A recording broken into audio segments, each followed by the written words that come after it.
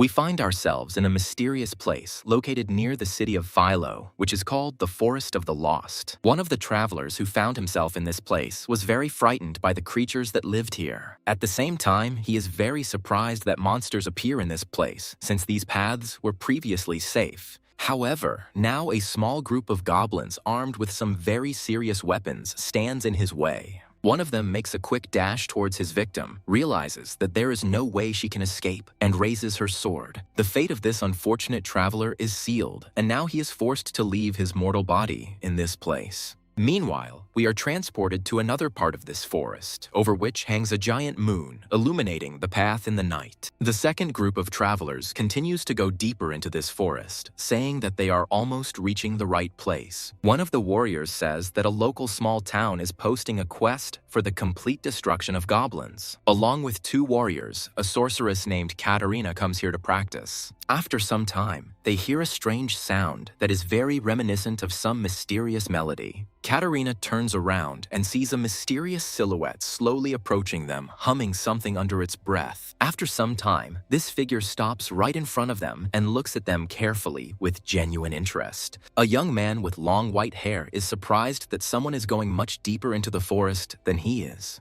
The soldiers ask him what a civilian is doing here and warn him that it is very dangerous here. The young man says that he takes an order from a local settlement and comes here to kill the goblins that live here. The warriors talk to each other and say that this man does not look like someone who is capable of fighting monsters. One of them approaches him with a special device and asks him to relax, stating that it is just a strength meter. However, after a few moments, the sensors show that this person's strength indicator is at absolute 0. The warriors say that the local monsters are not very strong, but with such indicators, it is impossible to fight against them. The young man says that he does not understand what kind of mental power is being talked about, since he never uses it, but at the same time he kills monsters. The soldiers start laughing at him and say that this guy is a great joker if he doesn't know what mental strength is. Katarina comes closer to him and says that mental strength is an ability that allows one to fight monsters. She claims that over the course of thousands of years, mental strength has been awakening in people so that they can resist evil monsters. He states that depending on the amount of strength, people are classified into ranks S, A, B, C, D, and E for more convenient designation. The warrior says that Lady Katarina was able to rise to D rank at a young age, which is why she is capable of killing monsters.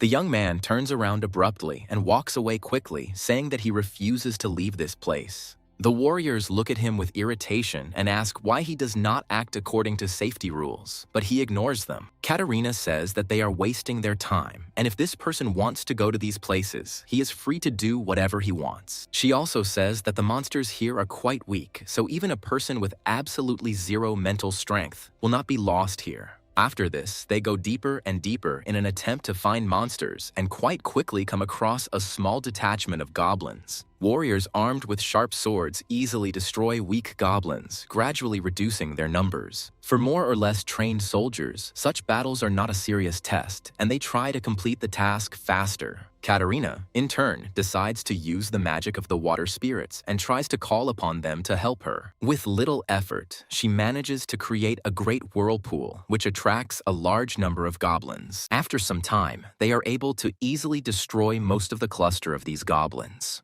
The warriors say that there is no point in digging through the goblins' remains, as they are ready to take on the dirty work themselves. The same young man passes by them again and notes that these two warriors literally idolize this sorceress. He also advises them not to let their guard down, as these are only first-tier monsters, and even more dangerous enemies await them ahead. He points them to the forest in front of them, through which fragments of a large structure can be seen. Now only ruins remain of this structure, but this does not mean that they are uninhabited, and there are still many dangers here. The squad follows him, and the young man warns that this place has a very heavy atmosphere, which means that there is someone truly scary here. Katarina supports his idea and says that it is too early to relax, since this place is different from the usual forest edge. Strange birds with red eyes constantly gather around, and this hints that someone very powerful lives here. The atmosphere becomes thicker and heavier as they go deeper. Finally, they begin to hear the strange breathing of some giant creature, which, however, behaves quietly. Katarina moves forward cautiously, trying to figure out what creature this very threatening aura belongs to. After a while, she stops and realizes that they need to move as carefully as possible so as not to attract attention. Her eyes reflect true fear and anxiety, as this creature is truly very large. She turns to the rest of her comrades and quietly asks them what it is, while examining the silhouette. The creature before her resembles a giant goblin wearing all the trappings that signal that he is a king. Everyone else turns sharply towards this creature and freezes so as not to wake it up prematurely. Katarina says that the creature is not moving, but her intuition tells her that something is wrong here. Suddenly, one of the warriors starts walking towards this sleeping giant, ignoring the warning of danger. The warrior looks closely at this creature, thinking that for some reason this monster seems familiar to him. After this, he pokes him with his finger several times, but absolutely nothing follows from the giant monster. Because of this, the warrior concludes that this is just some kind of trick or illusion that cannot cause them any harm.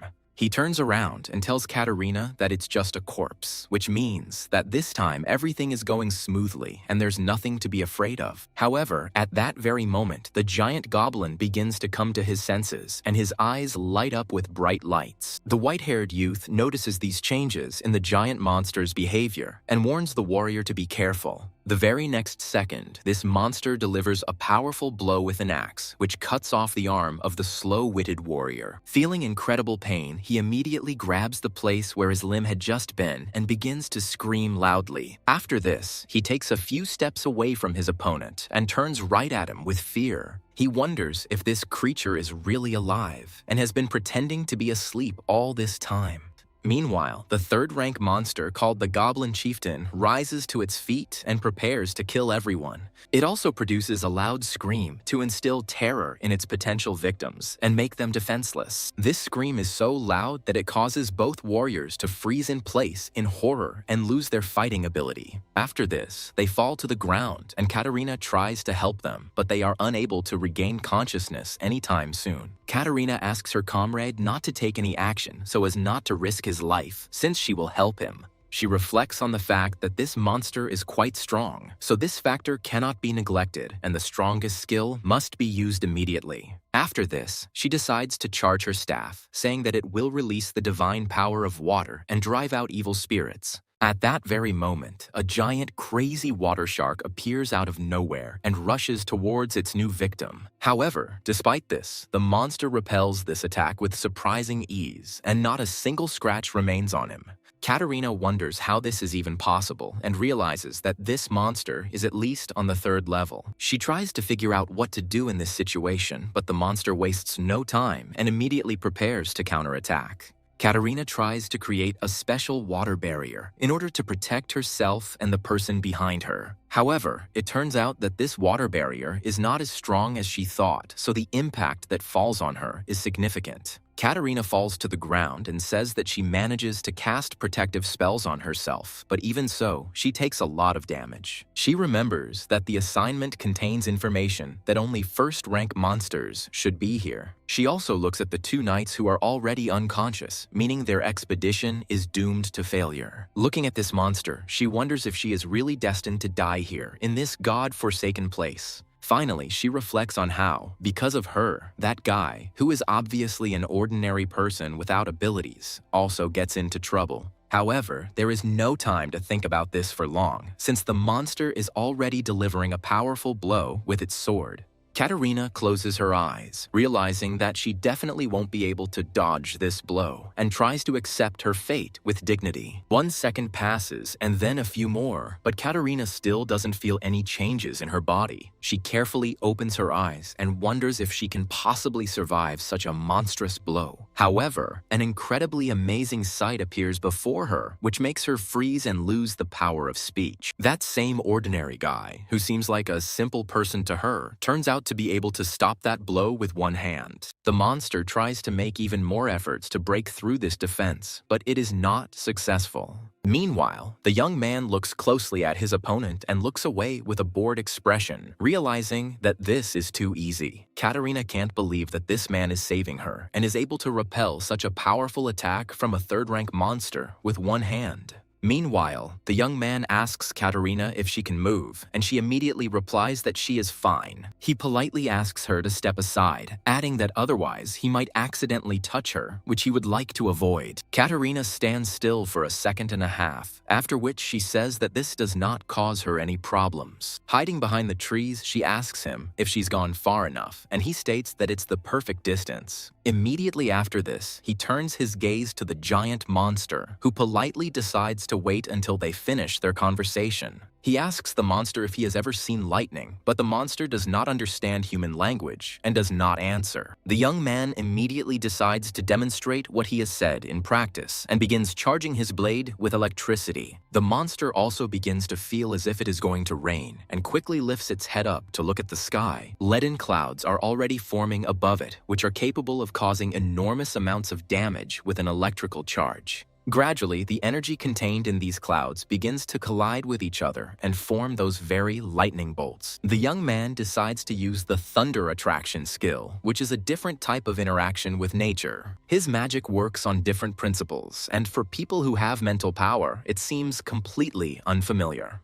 Meanwhile, lightning hits the giant monster directly and begins to deal monstrous amounts of damage to it. Katerina assumes that this man has been hiding the fact that he is a high-ranking thunder and lightning mage all this time. Gradually, the storm clouds disperse in different directions, after which they dissolve into the air as if they had never been there. The young man turns to Katerina and tells her that he is finishing and she can go out. Katerina looks around cautiously and realizes that this young man can really handle such a gigantic monster. She reflects on how a single clap of thunder and lightning is enough to instantly kill a third-rank monster. She also understands that this magic is truly amazing, and she never meets such talented magicians even in the city. She remembers her father telling her that strong people can deliberately hide their true skills. Looking at this young man, she suggests that perhaps he is just the kind of person who uses the element of surprise. After some time, the sun rises over this place, marking the beginning of a new day. The knights come to their senses and, bandaging their wounds, say that this guy really kills a third-rank monster.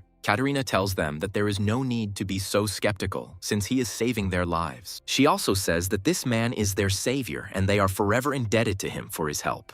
She also looks at this man who decides to leave and adds that she herself has no real idea why he is doing this. However, she adds that he is certainly a very strong fighter who is capable of reaching incredible heights. Both warriors apologize to him, saying that they told him too much, and then ask him how to divide the spoils. The man immediately says that all the loot that can be obtained from this monster belongs exclusively to him. The warriors ask him if he really leaves them nothing, since they have been working hard the day before and have received serious wounds. He decides to joke and hands them a toenail from a first-rank goblin as loot for this foray. The warriors look at this spoils and say that it is too small a price for the suffering they endure. The young man claims that he heals their wounds with his best medicine and does not even ask for money for it, so it is a fair payment. After a long period of meditation, this mysterious man takes the monster's body with him, stuffing it into a giant sack. Holding the bag in his hands, he says that the spoils are divided as fairly as possible, and if no one objects, then he leaves. Katerina asks him if he is already planning to leave them, to which he states that he still needs to go to the village for a reward. Katerina looks at him with undisguised sadness because this man definitely interests her lonely heart. One of the warriors says that this man is too stingy, but the second comrade stops him. He states that last night he couldn't shake the thought that this monster looked familiar, and it turns out that it is a famous monster. He adds that the Witcher Association is offering a very good cash reward for the body of this goblin.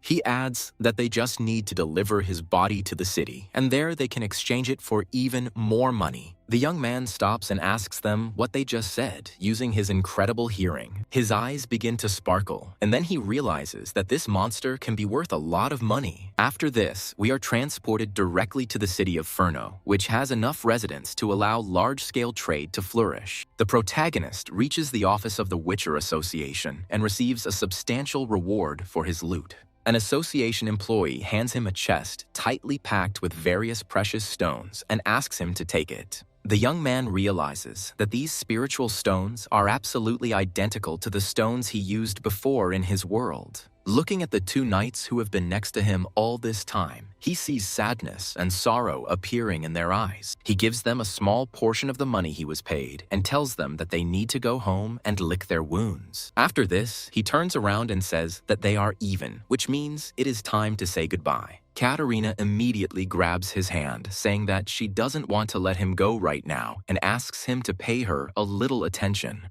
The protagonist turns around in her direction in surprise to find out why she suddenly wanted to speak. Katerina, feeling incredibly embarrassed, says that she would like to know his name, if he doesn't mind telling her about it. Our hero pauses briefly, then with a simple smile says that his name is Chester. After this, we are transported to the inn of this city, where ordinary people come to rent a room for the night. Chester goes into a special bath to refresh his body after a hard day and long physical exertion. He looks at the strange talisman and says that this thing hangs around the Goblin Chief's neck and is experiencing a powerful lightning strike. He notes that there is a faint spiritual energy of the immortal world emanating from it and that this thing must be very valuable. After this, he decides that he still needs to keep this thing, hangs it around his neck, and after a while, decides to take a little nap.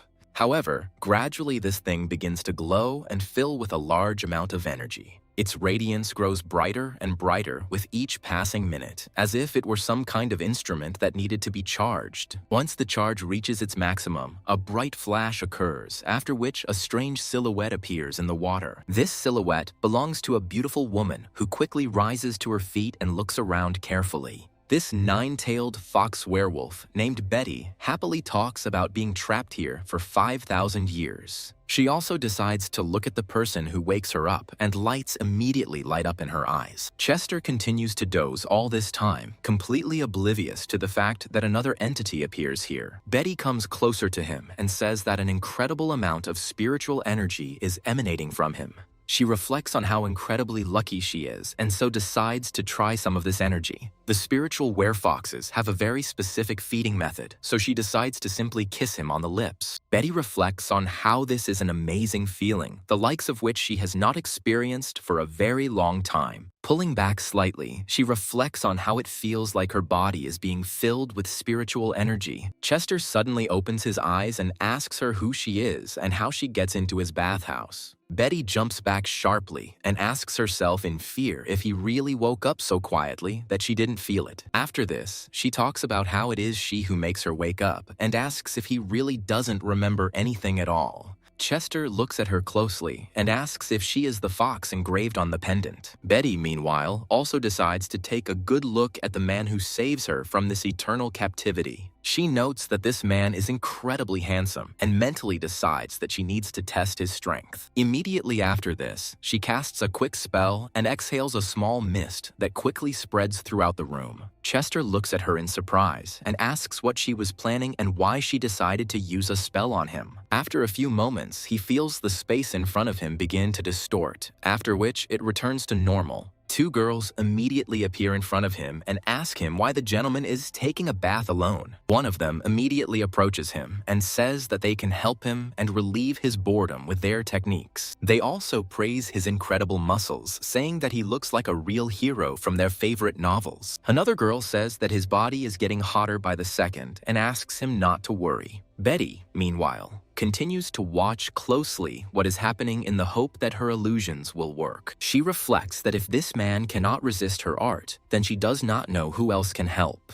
Chester, meanwhile, turns his gaze exclusively to her, thereby making it clear that this does not work on him. Betty is very surprised by this, not even believing that she has found a person who turns out to be impenetrable. Chester, meanwhile, looks at her and out of interest asks why all these tricks are needed. There's an awkward pause between them, and only now does Betty realize that Chester is rising from the water and revealing himself fully. She wonders what this blinding radiance is that prevents her from thinking clearly and speaking normally. Chester also understands that something is wrong here and says that he feels as if nothing is bothering him at all. Looking down, he realizes that he has completely forgotten that he is not taking any special underwear with him since he is not expecting guests. After a while, he quickly decides to change clothes in order to ask his unexpected guest where she comes from. Chester suggests that she must be the spirit of the artifact, and Betty admits that she is a werefox. She claims that after thousands of years of practice, she manages to take on human form, but demonic energy puts her to sleep. She admits that she thinks she will sleep forever, but she cannot believe that she will ever meet such a strong person. She also states that she is testing his strength and asks him if he is a cultivator. Chester looks at her with a smile as she becomes the first being to recognize his profession and says that it is true. Betty says, thoughtfully, that according to her latest information, there shouldn't be a single cultivator left in this world. She adds that 5,000 years ago, a great battle took place between the world of immortals and the world of demons. She also states that at the end of this battle, all cultivator clans will be destroyed and slaughtered. She also states that because of this, the largest sects are destroyed and the history of cultivators is forgotten. However, at the same time, other races are also developing as demonic energy begins to slowly transform the world. Among these races are the snake people, who live far from these places but are distinguished by their calm and territorial nature. There are also elves in this world who live deep in the forests and try to be one with the nature that gives birth to them. In this demonic world, of course, succubi also exist, as they are the closest hybrids between demons and humans. Betty says that she has been feeling the presence of these races all this time, but has never felt the cultivator. She asks him how he manages to survive and appear here again after thousands of years. Chester says that, unfortunately, he cannot give her a clear answer to this question, since he remembers very little. Betty says that there is no need to worry about it, since the memories will probably come back to him over time. Chester also remembers the technique she just used on him and realizes that she is trying to gauge his strength. Betty says that she cannot develop her abilities on her own without the help of a cultivator, but this is not a problem. She also states that in this world full of demonic energy, without the help of people like him, she won't be able to survive for long.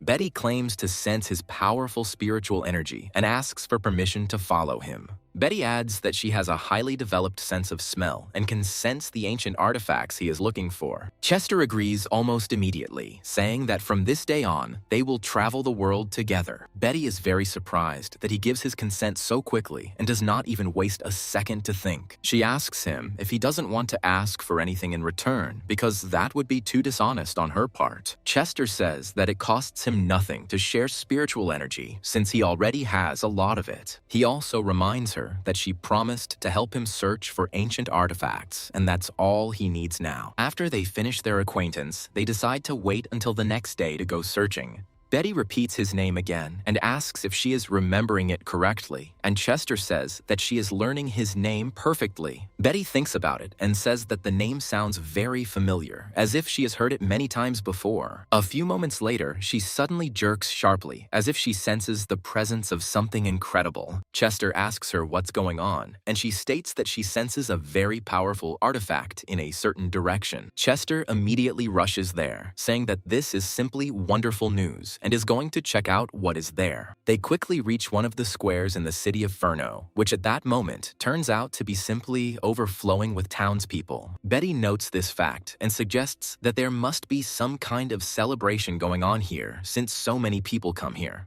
She also states that she can feel the artifact's aura, which is only getting stronger, and Chester says that there is no point in lingering. After this, they walk forward without pushing anyone aside or stepping on anyone's feet, which turns out to be no easy task. The artifact they've been searching for all this time turns out to be guarded by two calm guards on honor guard duty. Chester notices the blade, which is stuck into the stone, and realizes that the fox is probably talking about it. One of the guards says that, in accordance with ancient customs, a test of the brave will be held in a few days. Betty decides to find out more about this artifact, and the old man tells her that in his entire life, no one has been able to get it out of there. He claims that this sacred blade has been preserved since ancient times, has a centuries-old history, and always ends up stuck in a stone. He states that, according to legend, only the worthy can obtain this blade, but for thousands of years no one has been able to do so. Betty, meanwhile, notices Chester's unusual interest and asks him what's going on. Chester looks closely at this blade and says that he has seen it before, but this happened a very, very long time ago. Lost in his memories, he recalls that the blade felt like a feather in his hand, but at the same time, it was incredibly sharp. This blade is called the greatest treasure, and if enlightened, it can be turned into a spirit guardian. He also remembers how the sages gave him this blade, saying that he was the only one worthy of wielding this weapon. Chester is blunt about how the blade has always been his, and he doesn't expect to see it again after that epic battle. Betty asks him in surprise if this is really true, and Chester says that he even remembers what the sword is called. After a dramatic pause, he says that this sword is called the Soaring Dragon, and that it was he who came up with this name. After this, he takes a few steps towards this monument in order to quickly extract the sword from the stone and get his artifact. However, his path is blocked by two guards who immediately draw their swords and block his passage. They say that this is the sacred sword of the city and no civilian is allowed to approach it. Betty says that they themselves say that a brave man must appear who can pull out this sword.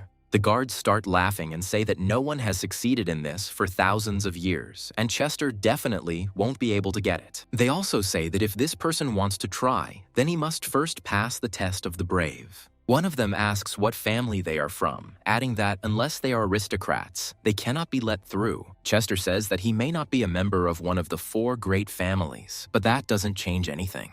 The warriors take a fighting stance and say that in this case, they will be forced to force him to leave this place. Katerina suddenly appears before them and orders them to stop this farce immediately before they incur her wrath. She states that this man is an honored guest of the Steve family, so such treatment of him is unacceptable. The guards immediately look at her with fear and say that they do not know that this man is her guest. Meanwhile, ordinary townspeople are wondering how this uncouth man managed to meet the Steve family. Katerina shyly looks away and asks him if he really wants to try to get this sword. Chester immediately begins to complain about the guards, saying that he wants to get the sword, but these people will not let him. Katerina says that, according to the rules, only those who pass the test of courage can try to get it. Betty says that there is no need to rush, since no one else can pull out this sword. Katerina, meanwhile, declares that as a member of one of the great families, she can sign a recommendation for him. Chester immediately asks her how much he should pay for this recommendation, and she states that it is free. Chester immediately points his hand at Betty and says that she should also get a recommendation since she is his ally. Katerina thinks that this girl is very beautiful and dresses similarly to Chester. A few days later, we find ourselves in the Valley of Ghosts, which is located on the outskirts of this city. Chester talks about feeling concentrated demonic energy everywhere, and he finds it very interesting.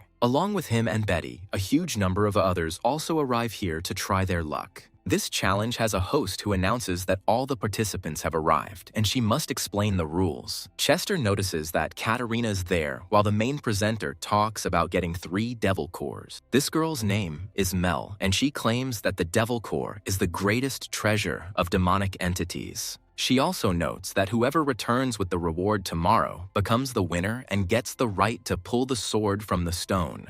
The people here are talking about hunting 3rd-rank monsters, which is too dangerous for their lives. A few moments later, a proud warrior named Carl says that this task turns out to be too easy for him. Immediately after this, another person appears next to him who advises him not to become arrogant ahead of time. His name is Melvin, and this knight says that if the test were that simple, more people would take part in it. Other warriors say that Carl and Melvin are the most promising candidates, even though they are enemies. They also realize that these two can be called true geniuses, and wonder who is stronger. Melvin is overjoyed to be recognized as the strongest newcomer, and Carl is too far behind him. Melvin is thinking about how this scoundrel is his main competitor, but he shouldn't relax. He turns around and reflects on how only the one who returns here alive can be called the true winner. Chester feels that this man has a very heavy aura and assumes that this is who Katerina is telling him about. Some time ago, she tells him that the Onassis family doesn't like them, so it's better not to cross paths with them.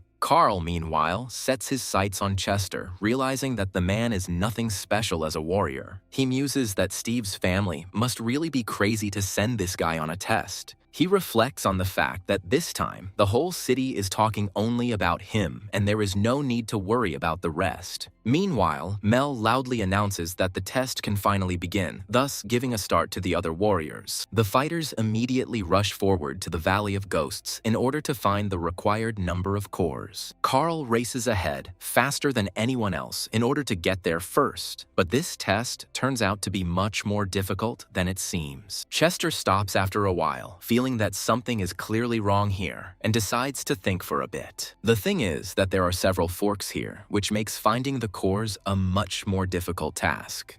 Carl also senses concentrated demonic energy oozing from one of the passages and decides to go there. Melvin also analyzes this fork and decides that he needs to choose the other way out, since success awaits him there. Ordinary people say that the first entrance is completely covered with thorns, so it will be difficult to walk, but they will also encounter few monsters. Meanwhile, Mel asks Katarina how she can give a recommendation to a person who does not have mental strength. She adds that for an ordinary person, going to this valley is a death sentence, and Katarina says that she is simply fulfilling his wish. She also states that Chester is no ordinary person and has incredible strength that will allow him to pass this test. She also states that this man is the most reliable of all those she has ever met, and Mel is very surprised by this. Betty says there are a lot of forks in the road and is trying to figure out which path to take, while Chester asks for a little time to think. After a while, he puts a branch on the ground and says that they will go where this branch falls. Betty asks him what the point of this method is, and Chester states that, so far, this method has not failed him. After some time, the branch falls onto the most intense path, from which an incredibly heavy aura emanates.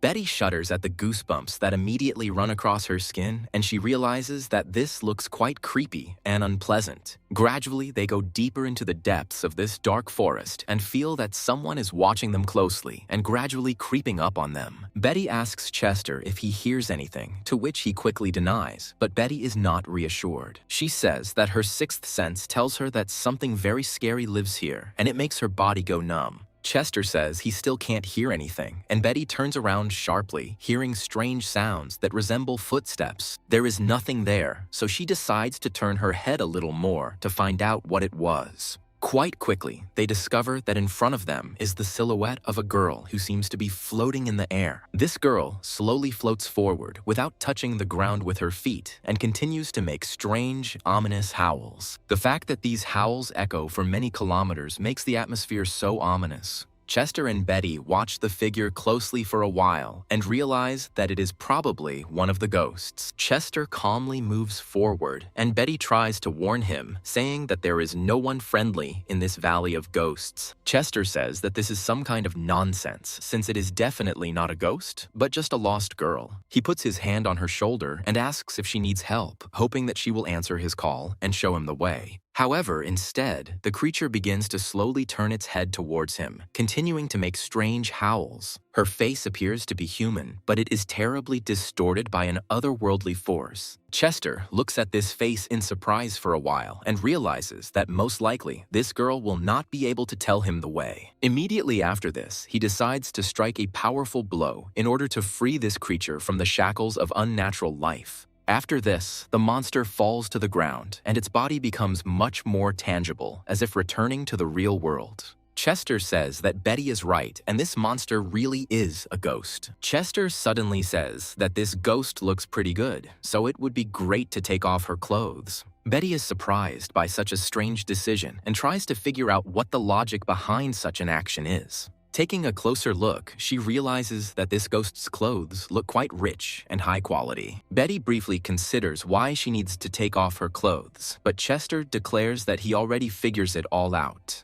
He explains his decision by saying that the dress is made of silk, and if the fabric is of good quality, it can be sold. After this, they decide to go further in order to meet even more ghosts in the hope of rich trophies. They track these ghosts with a distinctive howl and slowly creep up on them so as not to attract attention. Only when it becomes obvious that the ghost has nowhere to run, Chester decides to quickly approach it in order to catch it. His incredible and terrifying appearance instills a lot of fear in these ghosts, even though they themselves are creatures from another world. This evening becomes a real nightmare for the ghosts of this valley, but brings a considerable amount of wealth to Chester and Betty. Meanwhile, other warriors pass through this forest and wonder why this place has such a creepy name. They add that all this time they have been hearing about ghosts living here, but so far they have not come across any of them. Some of them say that this test is a walk in the park, but this attitude does not lead to anything good. A few moments later, a small earthquake begins right in front of them, and creatures begin to emerge from the ground.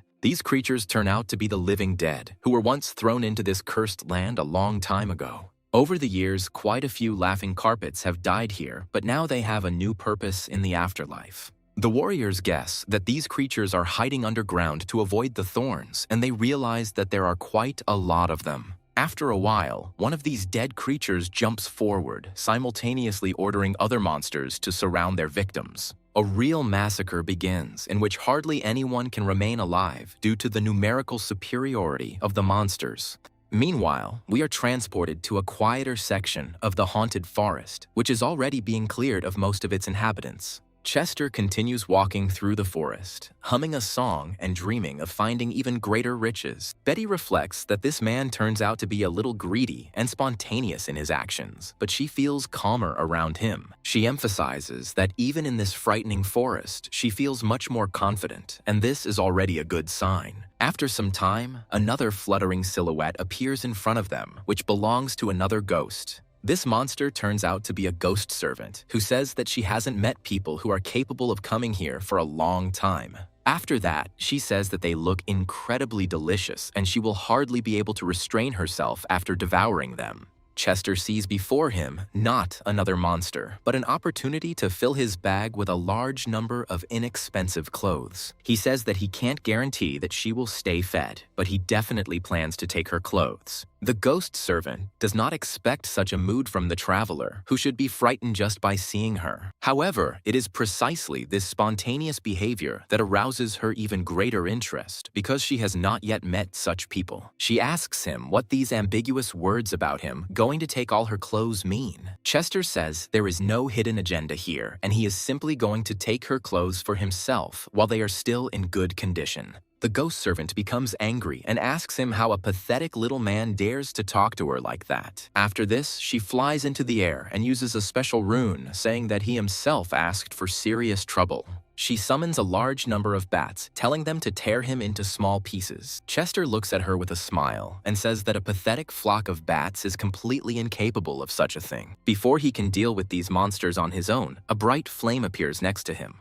This flame quickly rushes forward and destroys a gigantic number of bats, not giving them a single chance of victory. The ghost servant angrily says that the cursed witch burns all the scarlet babies in the blink of an eye. Betty says that she has been sleeping for many thousands of years, but this does not mean that she's forgotten how to use magic. Chester says it's a pretty impressive display of power, while Betty says it's just child's play. Chester suggests that he might give her the loot, but Betty replies that he might accidentally burn her clothes, making it difficult to sell them. The ghost servant begins to get angry, not believing that these two scoundrels dare to ignore her presence because she is a terrible monster. Chester realizes that Betty is actually making a valid point about dealing with this monster himself. After this, he jumps forward and says that if Betty gives him the prey, then he is not going to stand on ceremony with this monster. Immediately after this, he suddenly stretches out his hand forward, and the ghost servant assumes that he is trying to molest her. Such things would be considered extremely indecent and shameful for any monster, even if the woman were a ghost. Immediately after this, she jumps to the side, not having time to let the protagonist's hand touch her body. She asks him what kind of nonsense he is doing and why he is trying to grope her, since she is a ghost and not a person. Chester says that there is a misunderstanding, since he only only wants the dress, since it can be sold at a high price. Immediately after this, he makes a dash, saying that the dress needs to be taken while it remains intact. After a few moments, he decides to use a martial arts technique called indestructibility. Immediately after this, he delivers powerful blows, which, however, are soft enough not to tear the fabric. Betty is amazed at the incredible speed of these blows, which she doesn't even have time to follow. The ghost servant begs for mercy, hoping that this terrible torture is finally ending and she will be able to return to the afterlife.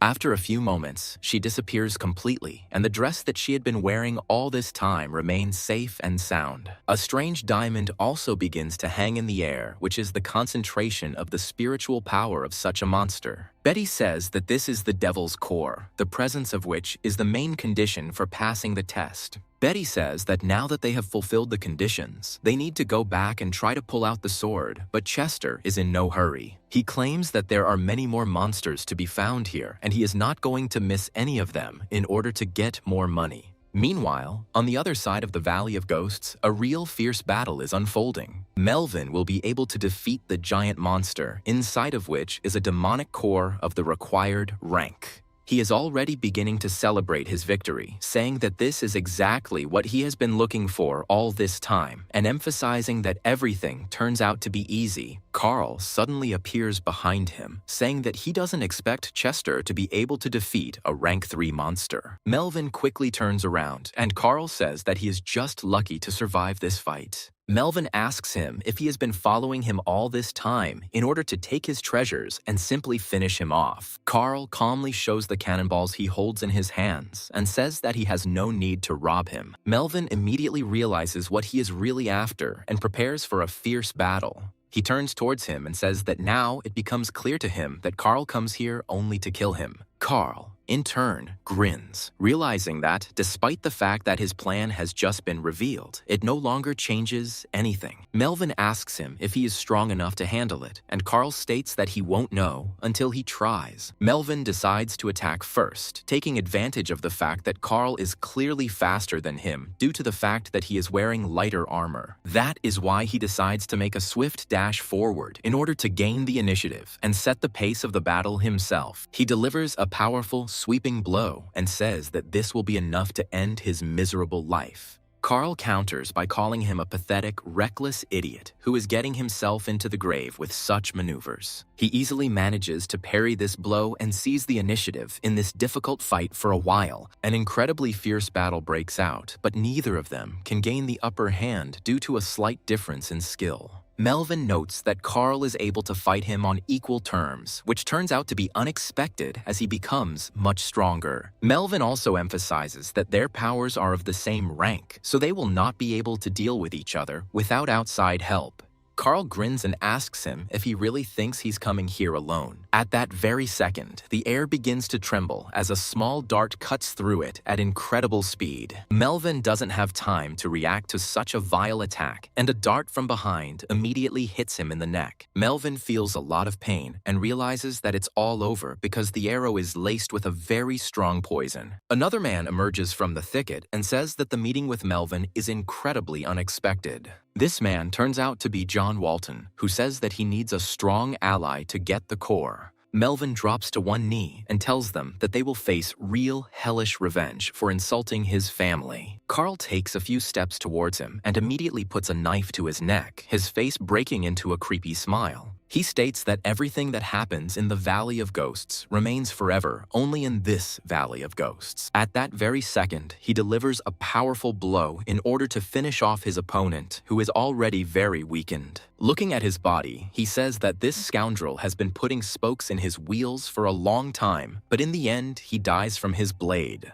John Walton comes closer to him and asks him if he can get his hands on the loot that Melvin is leaving behind. Carl says with a smile that he has already said that everything that happens in this place will forever remain only in this place. John looks at him in surprise and asks if he means that he is going to remove the witness of his actions. Carl immediately delivers another powerful blow to finish off this pathetic weakling. Carl says that he can't leave a guy alive who could give him away at any moment because he's already killing a competitor. However, after a few moments, he feels an incredible amount of force moving towards him. He falls to the ground as if he is pinned there by incredible pressure and cannot move. Carl is trying to understand what this concentrated demonic energy is because the aura of those monsters cannot be compared to it. Gradually, he turns around to find out what is going on here, but receives no answer. Meanwhile, this pressure spreads over a great distance and even reaches the end of the Ghost Gorge. Katarina says that something unexpected is happening, and Mel claims that some other monster is entering the area for testing. She also adds that this energy is extremely powerful and belongs to at least a 4th rank monster. She adds that in order to defeat a monster of such rank, the strength of 3 specialists is needed, which means the test must be stopped.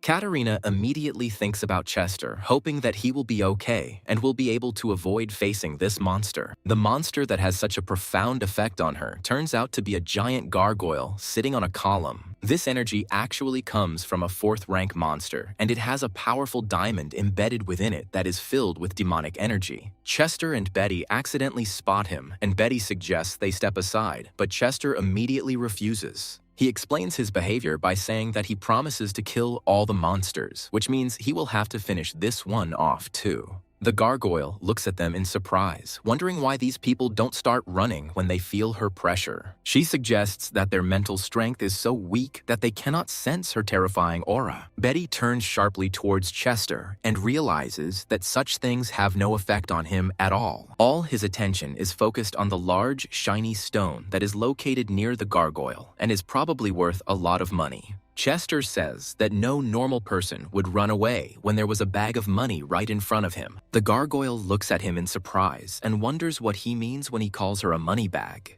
Chester almost instantly takes to the air to take back what is rightfully his by incredible power. He delivers a powerful attack, saying that it will now belong to him, but the gem remains in place. The same cannot be said for the gargoyle, which receives such a powerful charge of kinetic energy that it is thrown aside. She falls to the ground and begins to dig a large tunnel with her own body, hundreds of meters long. The demonic monster doesn't understand how a person who doesn't have any mental strength can deliver such a powerful blow. Gargoyle suggests that this man decides to compensate for his lack of mental strength with physical training. Chester reaches his target and says that he is surprised that the gargoyle does not lose consciousness from his blow. The gargoyle, in turn, says that her opponent is too ignorant and arrogant, and she sees right through him. She then uses her ultimate defense form, stating that she will allow him to see her ultimate armor. The monster says that in this state, his entire body is covered with hard granite, which is impossible to penetrate. Chester doesn't hesitate for a second and strikes at the same moment in order not to lose the initiative in this fight. This blow turns out to be powerful enough to crack this seemingly impenetrable defense.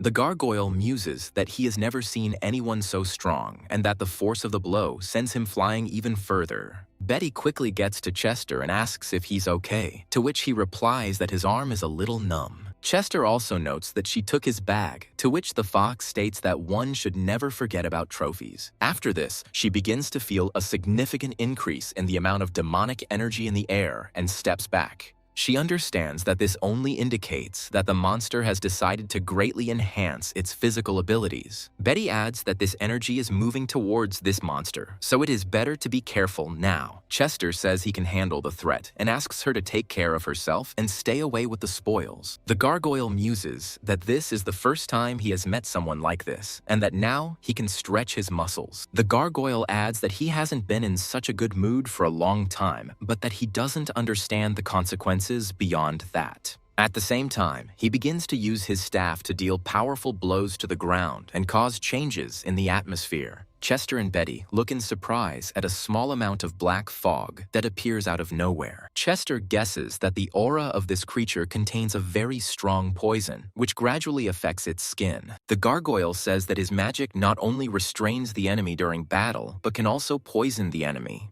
At the same time, all participants are immediately recalled due to the interference of a 4th rank monster in the trials. Mel says that things didn't turn out that badly, as almost all the participants returned safely. Katerina begins to worry, thinking that the two people she worries about most have not yet arrived. Meanwhile, the gargoyle says that his demonic energy has already spread throughout the entire Valley of Ghosts. Chester asks Betty if she was very scared, to which she replies that she doesn't feel afraid when she's around him. Chester smiles and says that this is amazing news, after which he decides to use a special spiritual technique. Betty finds that she is now surrounded by a glowing aura that blocks any manifestation of demonic energy. Chester says that this is his shield of the Golden Pearl and that the dome created by this shield should protect her. Betty asks him why he uses it on her, assuming it is to protect her from the effects of the poison. Chester says his priority is to protect the bag of loot so he can sell it. Betty is surprised that money is so important to this man that he is willing to neglect even his own life.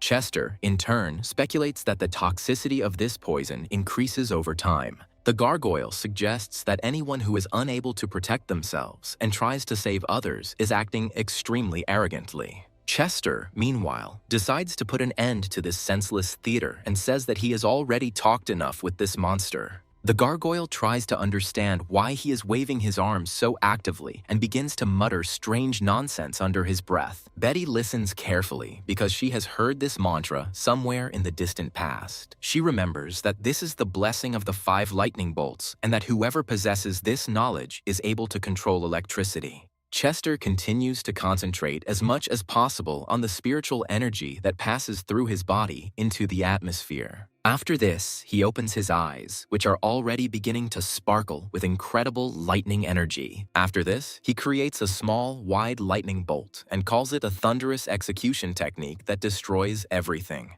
The gargoyle looks at him and tries to understand how a person without mental power can use magic. He finds this amazing and then says that he will now show him what real otherworldly magic looks like. After this, he charges a cloud of demonic energy of decay, putting the maximum amount of his power into it. After this, he sends this cloud towards the main character, hoping that he will simply go to the next world. Chester looks at the approaching projectile and says that he has not seen such ignorance in a long time and that this is not magic. As he fires a ball of lightning forward, he declares that this cultivator technique was lost long ago. This lightning pierces through the demonic sphere in a matter of milliseconds, after which it immediately heads towards the gargoyle. The monster can't believe his sphere of darkness was destroyed so quickly, but it's too late for him. He realizes that he doesn't have time to dodge, and a terrible thought arises in his head that he will most likely lose. He reflects on the fact that he was ordered not to allow anyone to disturb the lady, but he fails to do so. His body disintegrates into tiny pieces, and he reflects on how his mission is not yet complete before disappearing completely. Meanwhile, lightning creates a powerful explosion that spreads for many kilometers in all directions. Betty says that it was indeed a blessing of 5 lightning bolts, and that such a small sphere contained enormous power. Meanwhile, Mel feels that the valley itself is beginning to shake from this incredible explosion. She understands that a 4th-rank monster cannot be responsible for this explosion, as this creature is much stronger. She notes that they need to ask for top-level craftsmen to be sent here to deal with this. That night, a huge part of the Valley of Ghosts is practically wiped off the face of the earth by Chester's skill alone. All that remains of the monster itself is a charred body, which no longer represents anything of value. Chester moves closer to him, hoping that he hasn't overdone it and destroyed the most valuable part he came for. To his great happiness, the very crystal that he wanted to sell for a lot of money remains safe and sound. Betty reminds him that he is still poisoned and asks him how he is feeling, to which he replies that it is nothing. He falls to the ground, saying that he just needs to rest and meditate for a while, and the poison will go away. Betty asks him why he would resort to such a troublesome method that would take him a lot of time. Chester asks her if she knows a better way to remove the poison. Betty immediately throws herself into his arms, realizing that she has an effective way to cure him. Immediately after this, she hugs him, and Chester is surprised that she didn't warn him about this beforehand. In fact, he is so surprised by this behavior that he even falls to the ground, trying to understand what it all means. However, he quickly realizes that she is trying to remove the poison from his body in this way. Over time, he begins to feel much better and notes that it was a great idea on her part. Betty pulls back and exhales tensely, saying that she has cleansed his body of the deadly poison. Chester says says he could easily handle this himself, but now he can't save her. Betty says that there is poison in her body, but since his spiritual energy is nourishing her, she will quickly recover. Chester calmly says that if everything is okay, then he won't have any problems, and he is happy for her. Betty asks him if he has heard of the Shuangtuan clan, and Chester immediately states that he has not heard anything like that. Betty says it's no big deal and refuses to explain her question further.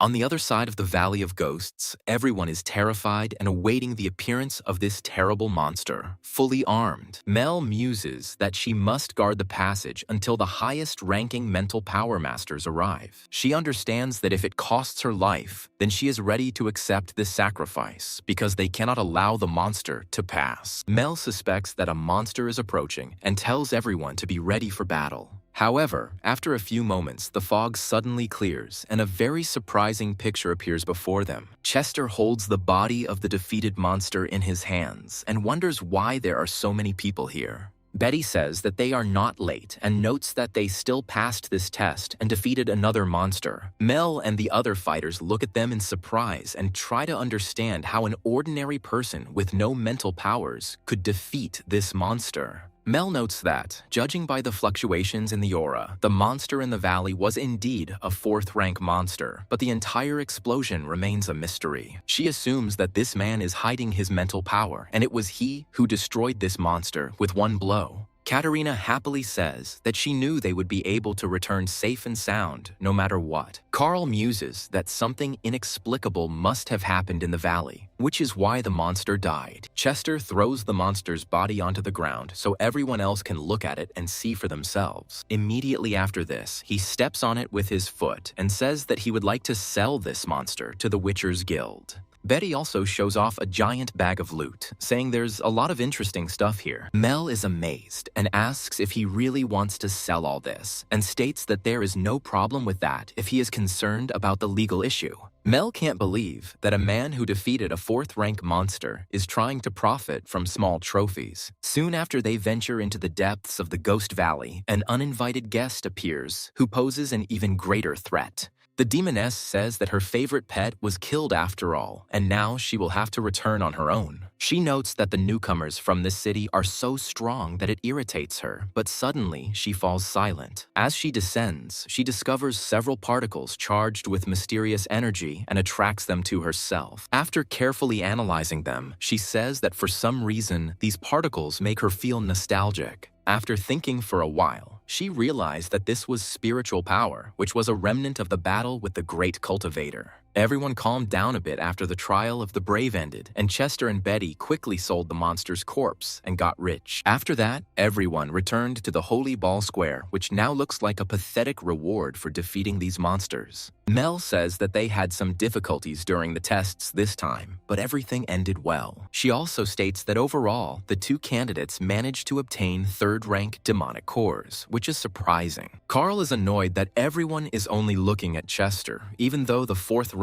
monster was not part of his plans. Chester, meanwhile, asks him why he's staring at him so hard, adding that it's okay to scratch your ears. Mel concludes that since they have passed the tests, they can now try to get the sword in order of priority. Carl immediately rushes forward and declares that he will be the first to speak, since he can handle it better than anyone else. Without wasting any time, he immediately grabs the sword with both hands and begins to pull it towards himself with all his strength. However, this sword turns out to be too heavy to be pulled out so easily. Carl puts in the maximum effort he can, but it doesn't lead to any results at all. Gradually, his body becomes too weak, and he simply falls to the ground, unable to continue the fight. He reflects on how this sword is simply impossible to pull out, and it seems to be just a sword from a stupid legend. People are starting to say that if Carl didn't succeed, then no one else in this world will have a single chance. Chester says he doesn't care about other people's doubts, because he's just going to get his things back. Carl reflects on how this man acts so confidently, as if he already had the sword in his pocket. Chester jumps onto the pedestal and looks closely at the sword, realizing that he has been without it for too long. After a few moments, it suddenly begins to pulsate, as if some creature had been dormant inside it all this time. The sword begins to speak to him, telling him that he has finally waited for the arrival of his true master. He adds that he spent many years here waiting for his master and asks if he remembers those days. The sword tells that with one phrase, he lured him into the lair of the monsters, where they fought for 3 days and then participated in other massacres. The sword reminds them that they fought side by side, that they were a true family, born in the heat of battle.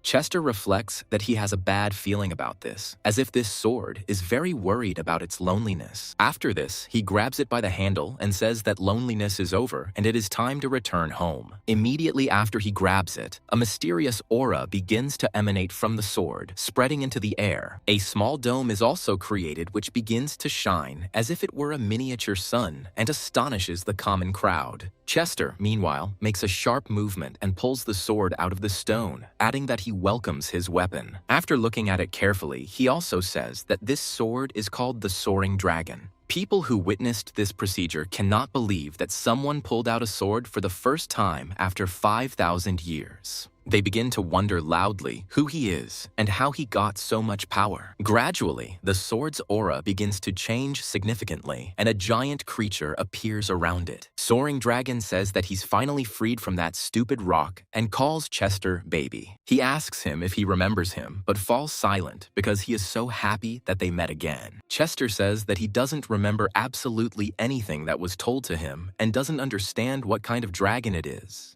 Meanwhile, people cannot believe that the sacred sword has turned into an unprecedented divine being. Soaring Dragon says that surviving that battle and losing your memory is not the worst outcome that could have happened. He also says that this means that even millennia can separate them, but they will always be together. Chester recommends turning it back into a sword, and Soaring Dragon suggests that it is necessary to make it more beautiful.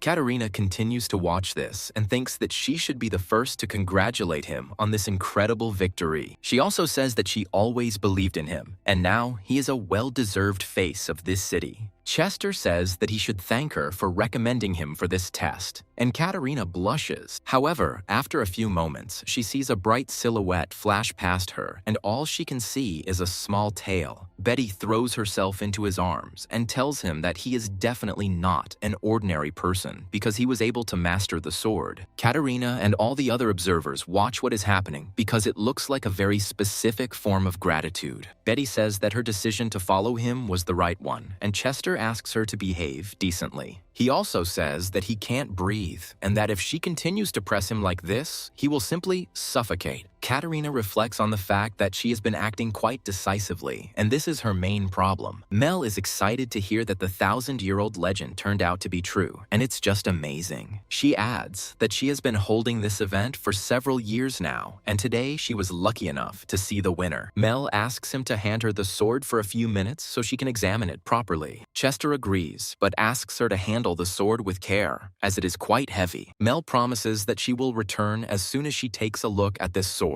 However, as soon as she intercepts it, it falls down. Chester says that the sword should have been held tightly, and Betty reflects that that is not the problem at all. The sword falls down and pierces several meters of earth and stone pavement with its body. Mel says that this sword has recognized him as its master, so others will no longer be able to lift it. Betty reflects that such high-level ancient weapons can only be controlled by immortal cultivators. She also recalls that in the Great War of the Immortals and Demons, many magical artifacts must have been lost. Chester says the blade is a bit dull and suggests it was due to rough handling. Mel asks him if he really gave her this sword on purpose in order to use this pretext to extort money from her for repairs. After some time, another unknown person appears here who congratulates the main character on his victory. He adds that this is an incredible achievement, after which he introduces himself as the head of the family, Steve. He adds that they are throwing a banquet for the occasion and asks him if the true hero would like to dine with them. Chester asks him who he is, and Mel immediately reminds him that this man is Katerina's father. She also tells him that he pulled out this sword and therefore is a source of pride, and they want to thank him. Chester muses that this sounds incredibly cool and represents a fantastic opportunity for him to make some extra money. He also notices that Katerina looks incredibly sad and does not understand the reason for her sadness.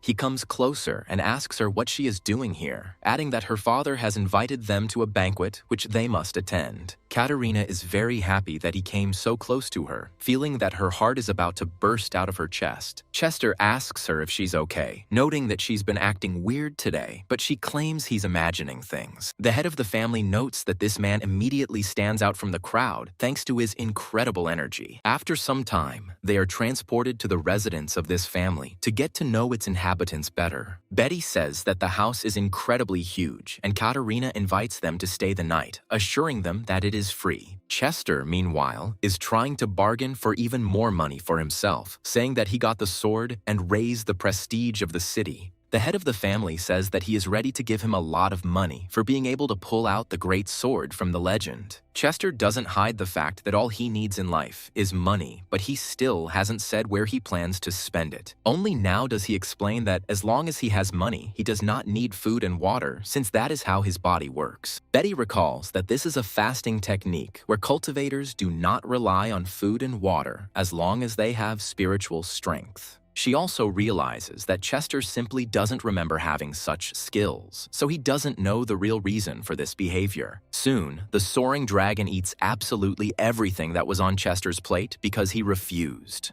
Chester asks him when he managed to get out, and he replies that he smelled food for the first time in 5,000 years. Katerina asks him if he sold the demon core from the Valley of Ghosts, and he states that he doesn't know what it is needed for. Katerina tells him that it is a rather rare item and is used to enhance equipment. She adds that simply adding a core during the forging process of armor and weapons significantly improves the quality of the product. She also notes that the Demon Hunters Association is actively buying up these cores, and they are worth a decent amount. Chester realizes that one such core could buy an entire house, meaning he would definitely get rich if he sold it. The soaring dragon suddenly swallows the core and swallows it inside, declaring that this core was an amazing 6th level one. He suddenly looks at Chester and notices that his aura has become much colder and crueler. Chester calls his companion a stupid lizard and asks if he just ate his fortune. Soaring Dragon looks at him in surprise and says that he only ate 2 demonic cores, and there is nothing wrong with that. Chester tries to put his hand in its mouth and claims that he wanted to sell the core to buy himself a house. The head of the family immediately stops him, saying that if this sword is destroyed, he will hardly be able to explain himself to the townspeople. He promises to give him a house as compensation, and Chester declares that no one forced his tongue and he will not back down. Meanwhile, the soaring dragon feels that his body is becoming much stronger with each passing second. He informs the protagonist that a powerful energy is spreading through his body, and now he has become even more powerful. Betty says that this is indeed possible because it is, after all, a weapon that has taken the form of a living being. Their conversation is interrupted by the appearance of another person who enters the room and attracts attention. This man turns out to be the butler, who reports that 3 more great families have sent gifts for Mr. Chester. Chester happily says that he is always happy to receive such gifts and orders them to be brought in as quickly as possible. First, he is shown the gifts from the Walton family, which include 30,000 gems and the right to a villa. Betty notes that no less was expected from the 3 great families, while Chester spreads his arms in glee.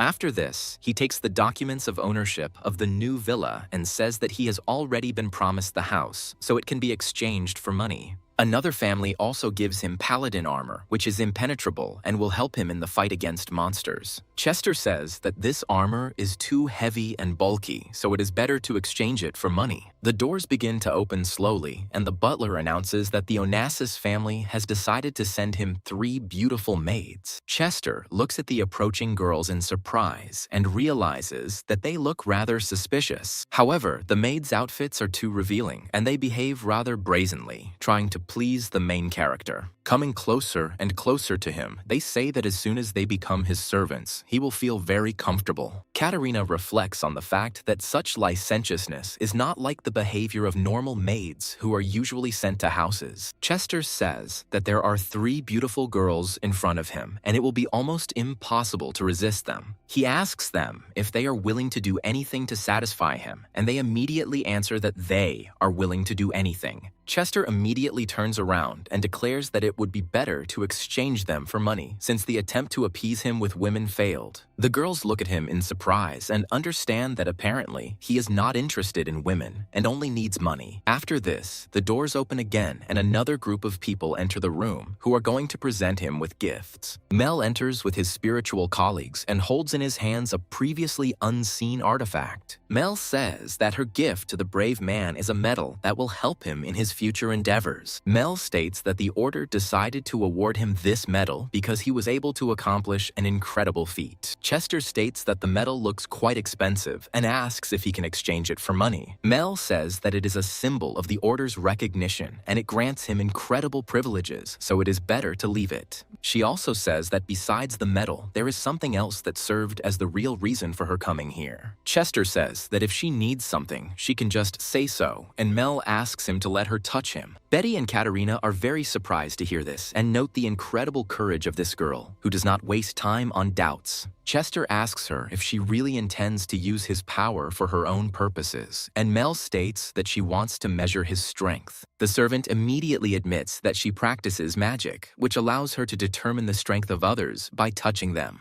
Chester understands that it will not cost him anything serious, so he allows this ritual to be performed. Betty asks Katerina if she will really allow him to test his strength, but she says she doesn't know anything. Chester asks her how long the procedure will take.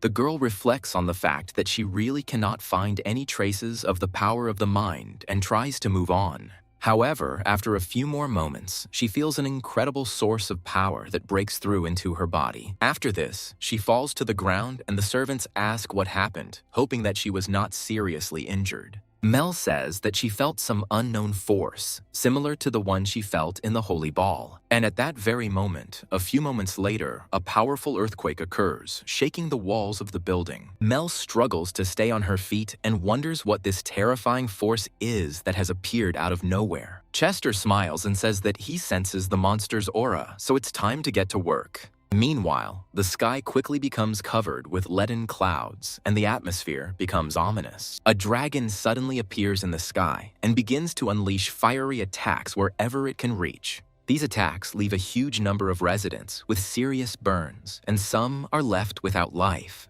The girl falls to the ground and does not understand where this monster came from, because before they existed exclusively in fairy tales. Looking up at the sky, she again notices the approaching silhouette and tries to understand how it got here. The ancient dragon continues to attack everything that comes his way in a mad rage, sparing no one and nothing. The girl looks at the approaching fireball and realizes that her city will burn to the ground, and the same will happen to her. Chester suddenly appears right in front of her and tells her that she doesn't have to fear for her life because he has come to save her. After this, he tries to understand how best to act in this situation in order to neutralize the fire. He exhales and sends his power forward to dispel the fire spells and secure the area. Mel and Katerina can't believe that this man was able to destroy the fireball with such easy movements. Betty remains unperturbed, saying that this is a standard situation that they will soon get used to. Mel says that this dragon has attacked the city more than once because it was attracted to the energy of the holy ball. She claims that the dragon was spewing fire, destroying everything around it, and turning the city into a real branch of hell. She also states that their mages were powerless in the face of such a strong enemy and could do nothing. Mel also says that fortunately, over time, the dragon weakened and stopped attacking so actively. Betty assumes that this dragon must have some connection with this blade, since it keeps appearing here. Mel says that Chester should definitely figure everything out since he owns this sword and will be able to kill the dragon. Chester says that the girl doesn't have to worry because he will be her bodyguard for a while. She looks at him lovingly and says that she has never met such brave and amazing people. Meanwhile, the dragon continues to destroy the city, looking for another place to burn to the ground. Chester guesses that the animal must be crazy to try to attack head-on with such ferocity. After this, he immediately draws his sword and prepares to take this powerful attack with incredible ease. Even his face hardly changes, and from the outside it seems that he is completely unimpressed by the size of the monster. He then creates a powerful explosion with a wave of his hand, which immediately puts the dragon in an awkward position. Mel is surprised by such a terrifying force, realizing that the entire city is shaking as if it is about to fall into the ground. The smoke is starting to clear, and one can only guess how serious the damage from this strike is. Chester says that this animal is not very obedient and apparently has gone mad from incredible pain.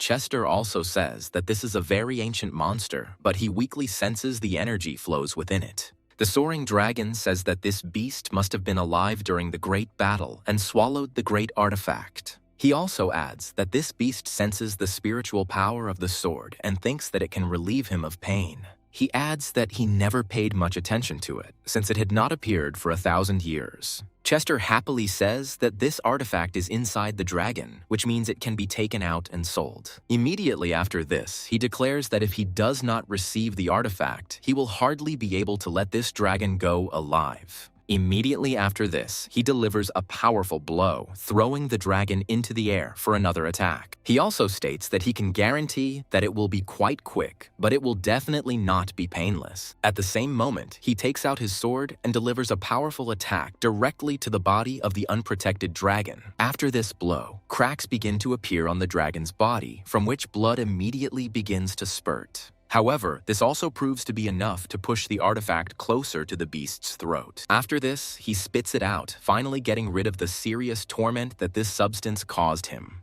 Betty says that the dragon has finally cast out this artifact, which means Chester's victory in this battle becomes obvious. Chester calmly reaches out his hand to intercept the shining object. He looks at it carefully and realizes that it is an ancient magical artifact in the form of a mirror. Looking into the mirror, he is suddenly transported to another space and realizes that he now has a pocket pantry. The soaring dragon suggests that one can not only store items here, but also live and practice. Suddenly, the dragon recognizes him and calls him the head of the Shuang sect, loudly declaring that it has finally recognized him. Chester asks him if they know each other, and the dragon states that he is a cultivator who fought their demonic deity. The giant lizard begins to carefully analyze the protagonist, stating that something is clearly wrong here. Chester asks what exactly he means, to which the dragon replies that he looks the same, but his temperament has changed. He also adds that his strength is significantly inferior to what it used to be, and tries to find out what happened to him.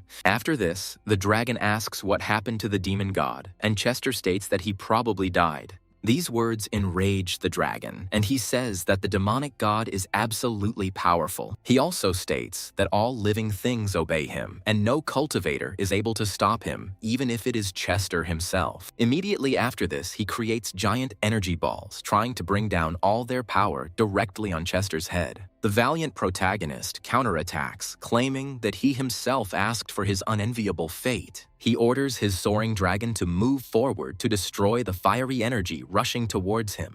After this, he allows the use of the dragon sword skill to finally destroy the enemy once and for all. A spiritual dragon avatar appears around the sword and rushes forward with incredible strength and speed. It took just one attack to reduce the giant red lizard to a pitiful skeleton. Chester is amazed by the incredible power of his weapon and tries to understand how such a large dragon could die so quickly. He decides to take a little rest after this battle, despite the fact that it did not require any effort from him. He offers the dragon a demonic core, and the dragon immediately declares that he has been thinking about swallowing it ever since the monster appeared. Chester also asks what this dragon meant when he said he was the head of the sect. Soaring Dragon states that when they first met, he said he had lost his memory, so he decided to take things slow. After this, he states that Chester is actually just a fragment of the soul of a true follower of the Shuang sect. He also says that for some reason this part of the soul has gained consciousness and is now wandering around the world. Chester adds that when he came to, he was still in the Xuan tree for some time. He also states that his release only occurred when a great thunder began and it split the tree. Soaring Dragon adds that this tree is an ancient sacred vessel and evil forces cannot influence those inside.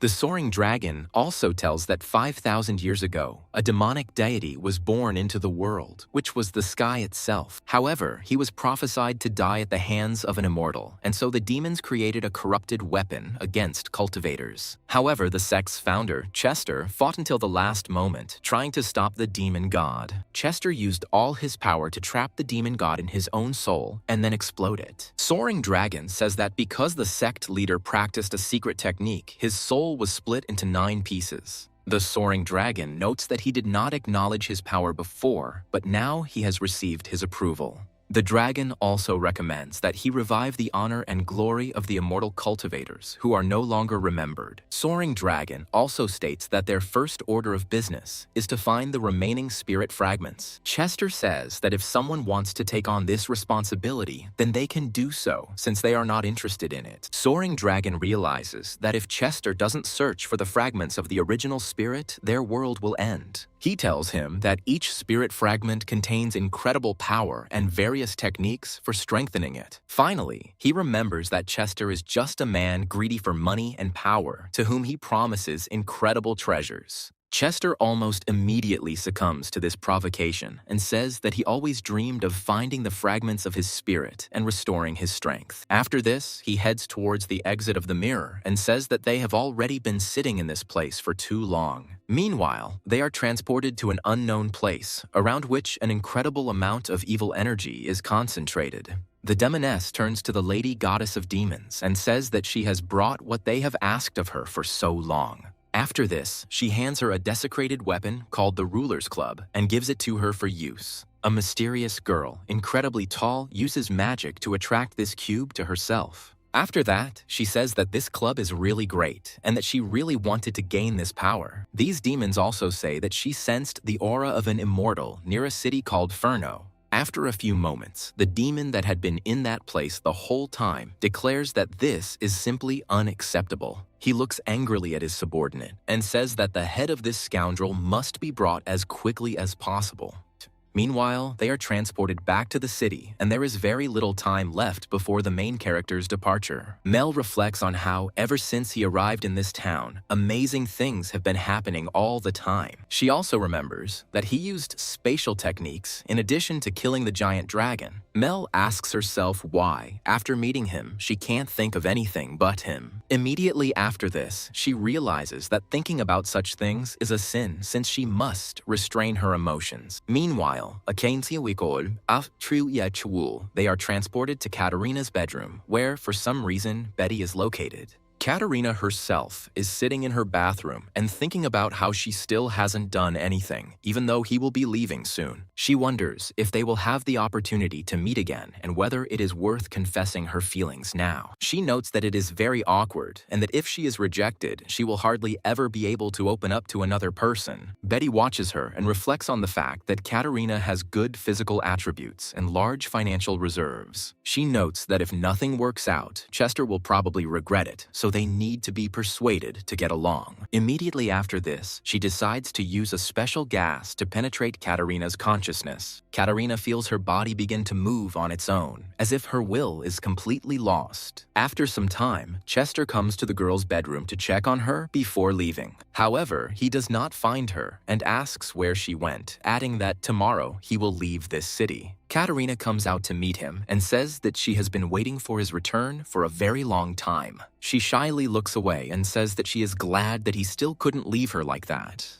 Chester notes that her complexion is odd and recommends covering up as it could cause a cold. He also says that he didn't want to disturb her so late and recommends drinking more hot tea to avoid getting sick. Katerina stops him and carefully rises, hoping that he won't leave her right now. She also confesses to him that when he saved her from the goblins, she already fell in love with him and still cannot stop thinking about him. She also says that before he goes, it would be nice to make special memories with each other. Chester points out that she would never say anything like that, and that the fox must have influenced her in some way. Katerina vehemently denies this, saying that she is in her right mind and understands perfectly well what she is doing. The next day, when they set out from this city, the sun shines especially brightly and the weather is simply wonderful. Betty notices that Chester hasn't said anything all this time and asks what happened. She also notes that that he has become somewhat absent-minded, as if he had slept very poorly the previous night. Chester says these doubts are unfounded, as he slept perfectly last night. Betty smiles and says that this is wonderful because a good mood will help him move on. After this, they head deep into the forest, trying to follow a specific route to reach the artifact. However, after some time, several figures appear in front of them, looking at them attentively. Carl calls him by name and says that today is the end of his journey and that his journey is coming to an end. Betty assumes he's completely lost his mind and asks how he plans to make it this far alone.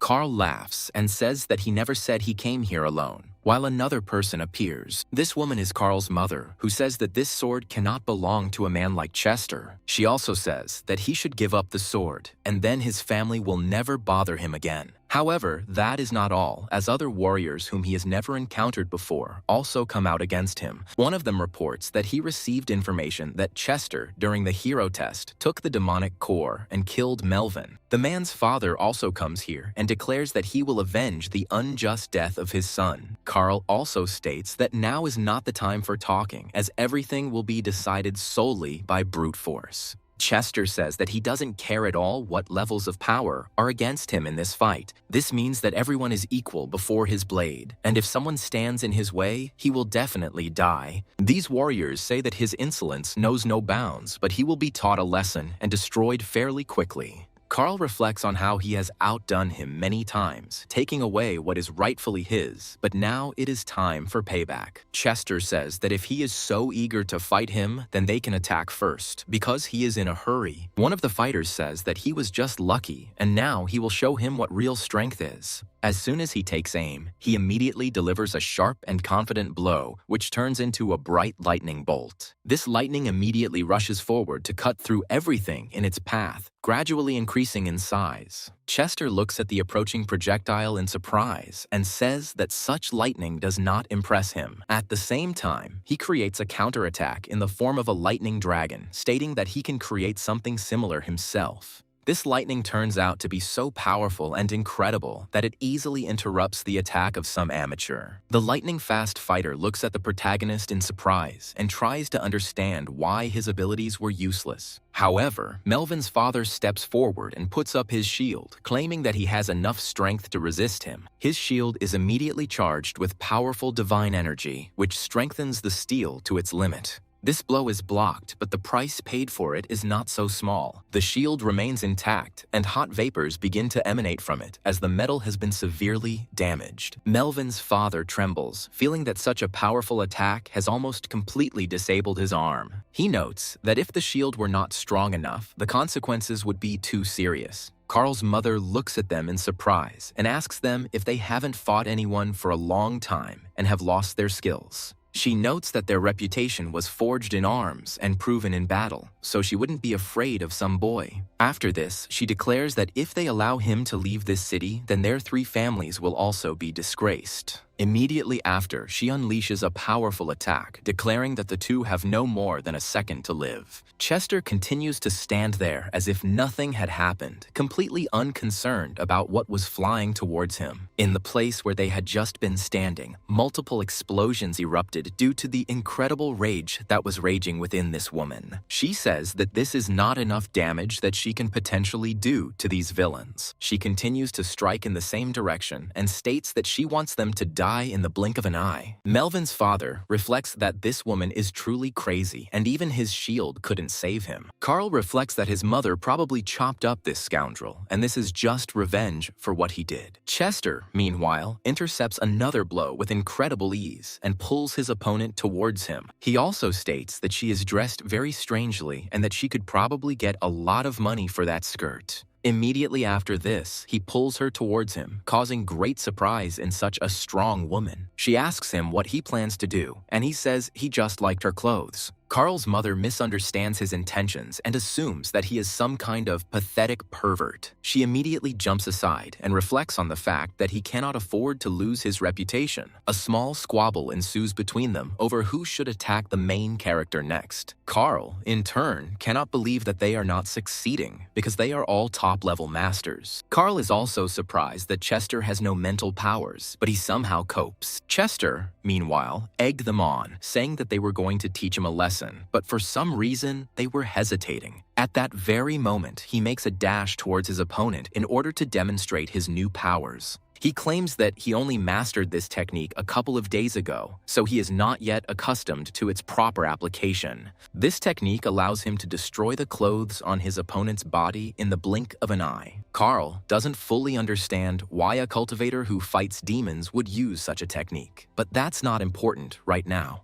Much more important is the chilling feeling that arises in people whose bodies are uncovered. He says that this is a new technique, and it seems promising, but this time, the experiment turns out to be unsuccessful. They immediately ask him how he dares to humiliate the young master, declaring that they will destroy him for this. Chester immediately rushes forward, declaring that in this case, he chooses targets and more suitable objects. Carl's mother immediately jumps back and dodges the powerful blows that are trying to destroy her clothes. She calls him nothing but a jerk, saying that she is too old for him and that he should get over his thoughts.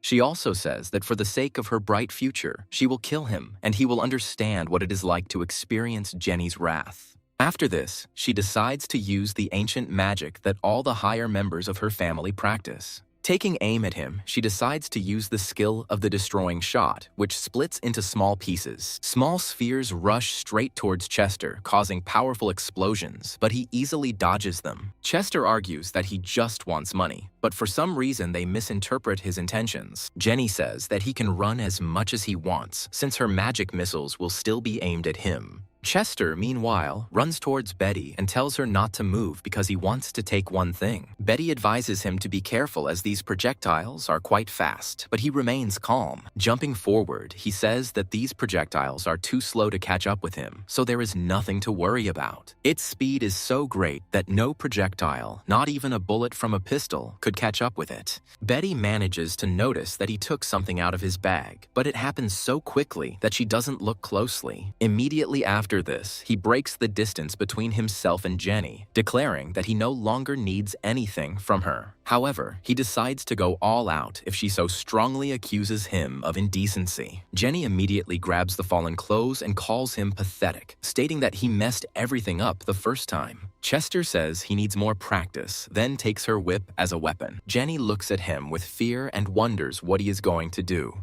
Chester responds by bending the whip in a specific way to use it in an unexpected way. Jenny finds herself bound hand and foot and loses all ability to resist. In his imagination, Chester really does have serious plans for her and decides to take advantage of her vulnerability. Carl calls him a pathetic animal and demands that he immediately release his mother and not dare treat her like that. Betty realizes that Chester thinks in a way that is somewhat atypical for other people and calls him a person with special needs. Carl turns to his comrades and says that they should not stand still, demanding revenge. Both of these fighters say that they will not allow anything illegal to happen to dear Mrs. Jenny. One of them decides to use his maximum capabilities by preparing his blade. This blade is charged with a massive amount of electricity to deal as much damage as possible in one strike. The same thing happens with Melvin's father, who turns to divine powers to strengthen himself. Having received the patronage of the gods, he also receives significant bonuses to his characteristics. Chester looks at Melvin's father in surprise and says that he has never seen such strong people.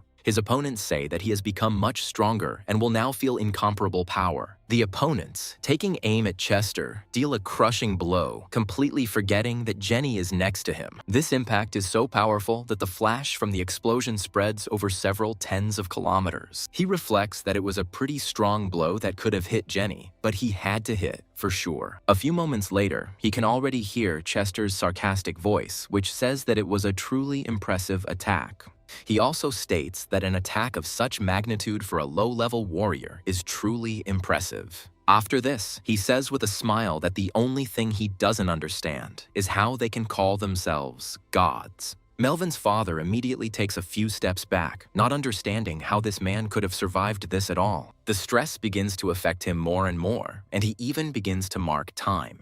He reflects on how he put all his strength into that blow, yet there wasn't a scratch left on the man. He also adds that he has received divine blessing, which means he will not lose this fight. He also calls Chester a petty beggar, and Chester almost immediately closes the distance between them. He asks him irritably about what he just called him, feeling that such an insult hurts his nature. Melvin's father doesn't fully understand the incredible strength that Chester has, and calls him a pathetic beggar. At that moment, he receives serious wounds directly to the neck, which immediately pierce his armor. This blow turns out to be quick and deadly, so no healer can save him from death. Chester, in turn, says that one must watch one's language and be more polite in the next life. Carl, meanwhile, is still busy covering his naked body with clothes and does not have time to dodge. He just looks at the attacking knight and wonders why he is dragging him into the grave with him if he himself is dying. A few moments later, this giant knight, clad in steel armor, lands right on top of Carl. Immediately after this, it begins to shrink because the moment the life in it faded, the blessing ceased to function. Chester looks at Carl and says that this whole pointless battle was because of some pathetic little brat. However, he does not feel the slightest sympathy for him and states that he deserved the fate he received. Immediately after this, he turns to the last warrior, saying that he can attack if he wants to so much. However, the very next second, he turns sharply and runs away with an incredible speed that any runner would envy. Chester doesn't quite understand this tactic, and only after a few seconds realizes that it was a retreat maneuver. The fighter says that this war is not equal and that all his other colleagues were defeated in a second. He notes that in terms of combat strength, he is not yet as good as his colleagues, so he can only rely on speed. Meanwhile, Katerina wakes up and wonders why she feels so hot. She also assumes that the two have probably already set off on their journey and tries to figure out what he is doing now. Chester, meanwhile, quickly eliminates the fleeing fighter and returns to Jenny, declaring that she is the last one left. Jenny says that she is a decent woman and asks not to touch her, promising to do anything. Chester says that no one forced her to say these words and hands her a promissory note to sign. Jenny says that according to this bond, she owes him a huge amount of money, but she does not have that kind of money now.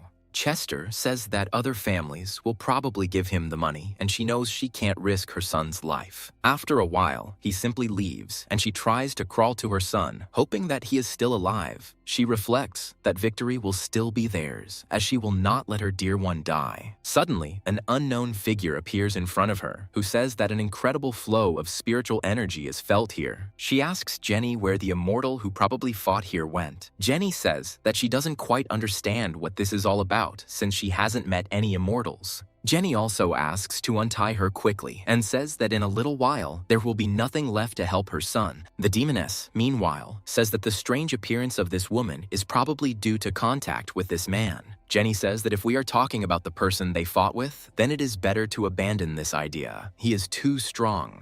The demoness decisively declares that she has come to find and finish off this scoundrel once and for all. Jenny immediately replies that the man has gone east, and if she goes after him now, she might be able to catch up with him. The demoness is surprised that this man decided to leave and leave living witnesses who could turn him in. Jenny is outraged that this unknown wanderer did not even try to untie her, although she could have helped. However, after a few moments, a giant shadow looms over her, which clearly does not belong to the cloud. She looks up in surprise and tries to understand what it is, realizing that her life is over. The demoness opens a giant portal from which a large piece of solid rock arrives to crush them. Having eliminated all witnesses, she speaks of how cruelty is an integral part of any battle. She arrogantly declares that kind-hearted and gentle cultivators will not pose any competition to her. Chester and Betty, meanwhile, continue their journey, and after a while, a bright moon rises above them. Betty says that he's been looking at this receipt the whole way, and Chester happily replies that they will definitely give him all this money. Betty realizes that in this world, he can only feed on energy by holding these spiritual stones in his hands. Chester suddenly says that they have been on the road for quite a long time, and she is tired, so they need to make a stop. Betty asks him why he cares about her so much, and he reminds her that they rely on her instincts. Chester opens the mirror and says that it is perfect for this purpose, and that she probably hasn't had the opportunity to visit there yet. Betty, meanwhile, wonders why she feels so strange, as if there is a heavy stone on her soul. Looking at Chester, she replies that this man is quite simple and is not interested in anything except financial gain. She also wonders if this man was as unperturbed when he shared his bed with Katerina. After this, she quickly comes to her senses, trying to understand how she could have thought about something like that.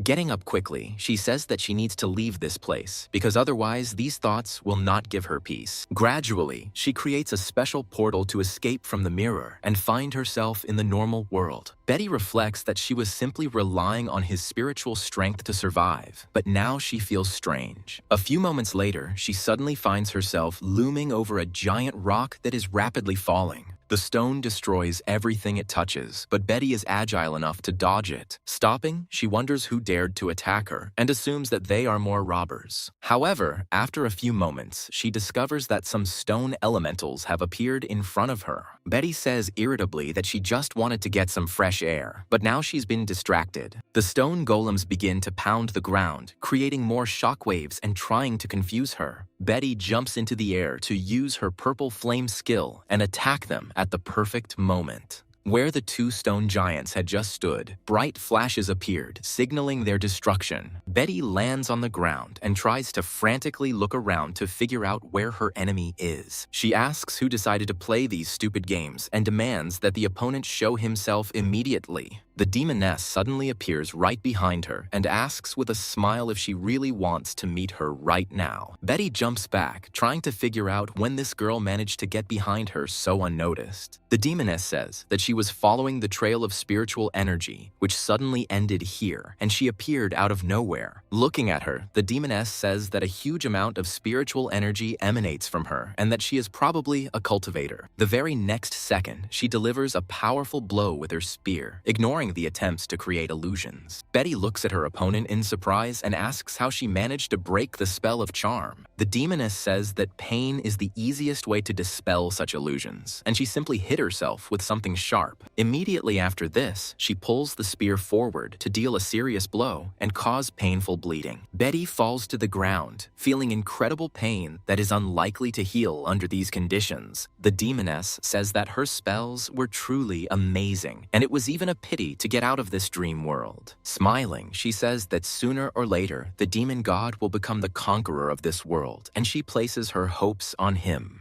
After this, she decides to interrupt this sudden session of sincere confessions and says that she will not allow anyone to distort this world. Betty reflects that she has been asleep for so long that it will be very difficult for her to be revived again, so she cannot die here. As a last hope, she calls out loudly to Chester for help, saying that she needs him more than ever before. Chester almost instantly flies out of the pocket dimension and heads towards her at the speed of light. With one wave of his hand, he destroys a stone shard that is flying towards Betty and would otherwise be fatal. However, now this lifeless pile of stone splits into several pieces and falls to the ground. Chester points out that it's quite dangerous to walk alone in the middle of the night and states that she should invite him along next time.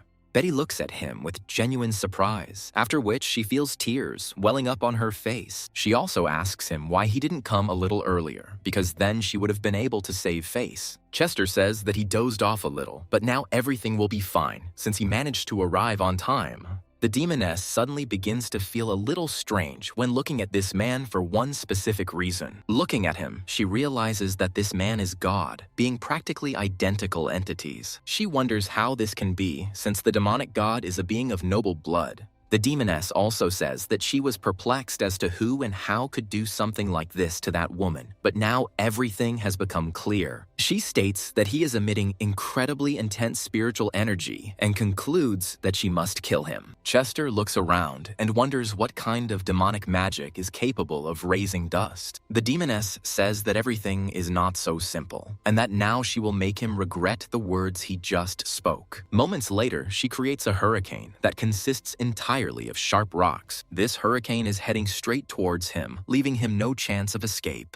The demoness joyfully says that these countless stones and debris will tear his flesh like a razor. She also says that she will not give him a chance to resist and will simply finish him off before it is too late. The force of this explosion is so strong that some blocks are blown away by the shockwave. The demoness happily says that this is over and that now nothing should remain of this guy except bloody dust. However, as the smoke clears, she discovers a golden capsule with something inside. Chester mentions that the demoness mentioned Jenny and asks her if she got home safe and sound. The demoness is truly shocked to see that this attack has made absolutely no impression on Chester. Besides all this, she still can't figure out why his shield didn't get a single scratch. Chester gradually loses his patience and releases a blast of energy, simultaneously asking if she didn't hear him. This clot of energy flies at tremendous speed and almost instantly pierces through it, leaving serious wounds. The demoness falls to the ground, having received an incredible amount of kinetic energy, and flies back several more meters. She tries to figure out if she was destroyed in one hit, noting that this cultivator turned out to be incredibly strong. Chester immediately approaches her and says that he will repeat his question about Jenny and asks how she is feeling. The demoness looks at him in bewilderment and says that they were enemies and she simply finished her off with one blow. However, after a few moments, she realizes that this man's aura has changed and he has become even more evil. The demoness tries to understand how this is even possible and guesses that, most likely, she said something wrong. Chester is naturally furious as he has just been cheated out of a large amount of potential money. Gradually, clouds and an incredibly menacing aura begin to accumulate directly above the demoness's head. She feels her body begin to unconsciously retreat back as if she were faced with pure, deadly intent. She notes that the power of his suppression is simply beyond imagination, and it is impossible to even breathe normally in front of him. She suggests that perhaps there was a secret romantic affair between them, which is why he is so worried about her. The demoness quickly comes to her senses, realizing that the fact that she killed the woman means nothing and that she cannot intimidate her. She quickly gets to her feet and says that she will never let anyone see her in this state again. Having prepared for the final battle, she declares that she is a level 5 monster and the Demon King's subordinate. After this, she declares that she will put all her power into this attack and show him her strongest spell.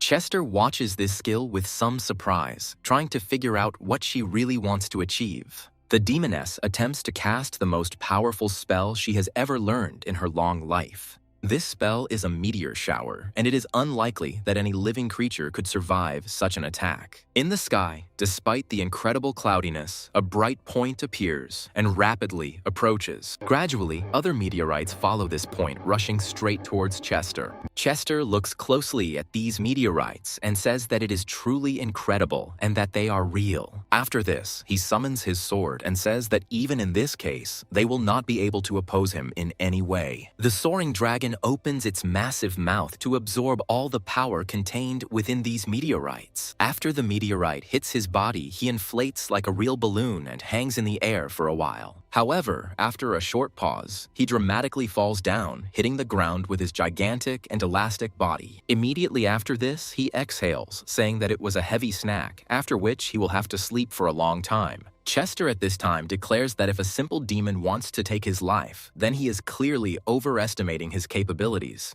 The demoness cannot believe that she has now lost and realizes that the power of the cultivators was so terrifying. The demoness notes that it is no wonder that the Demon King once died at his hands if Chester is so strong. Chester says he has one last question for her, and she replies that she won't tell him anything about the Demon King. Chester states that he doesn't care about the Demon King, then hands her an IOU.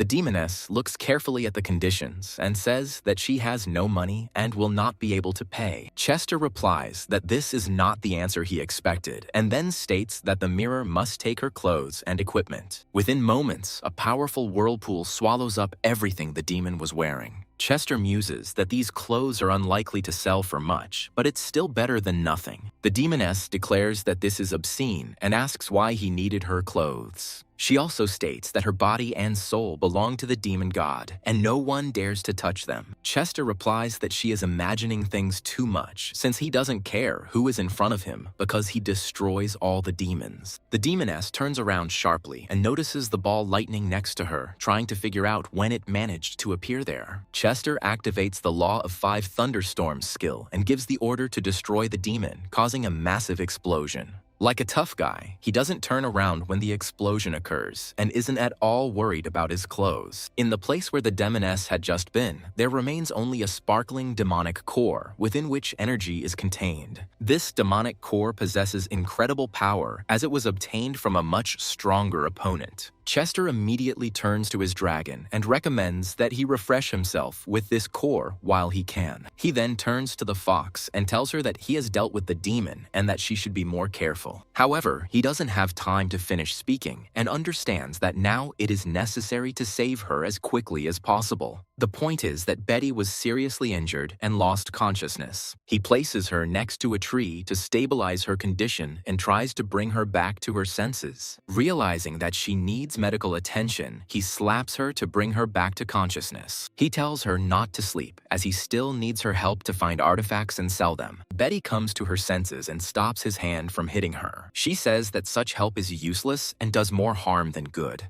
Chester happily lifts her onto his shoulder and says that he will take her to the doctor. Betty replies that there is no need for that, as she can recover from his spiritual energy. Chester asks if even serious wounds can be healed this way, and she replies that they need water. She states that the process will go faster in the hot springs, and Chester guesses that they will have to bathe together. He has no choice, so he heads for the nearest body of water that he can sense. After some time, he reports that they did not find any hot springs, but an ordinary lake would be suitable for their purposes. Chester asks how much he needs to undress and suggests leaving at least a minimum of clothing. He also asks her if she needs to undress, but she replies that there is no need. She recommends that he start radiating spiritual energy, and he immediately follows her advice. Betty is once again surprised by the powerful flow of energy and notes that defeating the demon is quite logical. As she gets closer, she feels like this energy is intoxicating her, and the pain gradually recedes. She also senses that his aura is so strong that her spiritual perception is unable to appreciate its extent. After this, she decides to kiss him to speed up the energy transfer process. They lose their balance and fall into the water, but thanks to their skills, they can breathe freely underwater. Betty feels that this is not enough, and she needs more energy to fully recover. Meanwhile, a dragonfly lands on the surface of the lake and slowly looks around. Betty suddenly emerges from the water and declares that she is fine and has fully recovered. Chester doesn't feel well and asks if she tried to kill him that way. Betty apologizes and explains that his energy was too strong and she was unable to stop in time.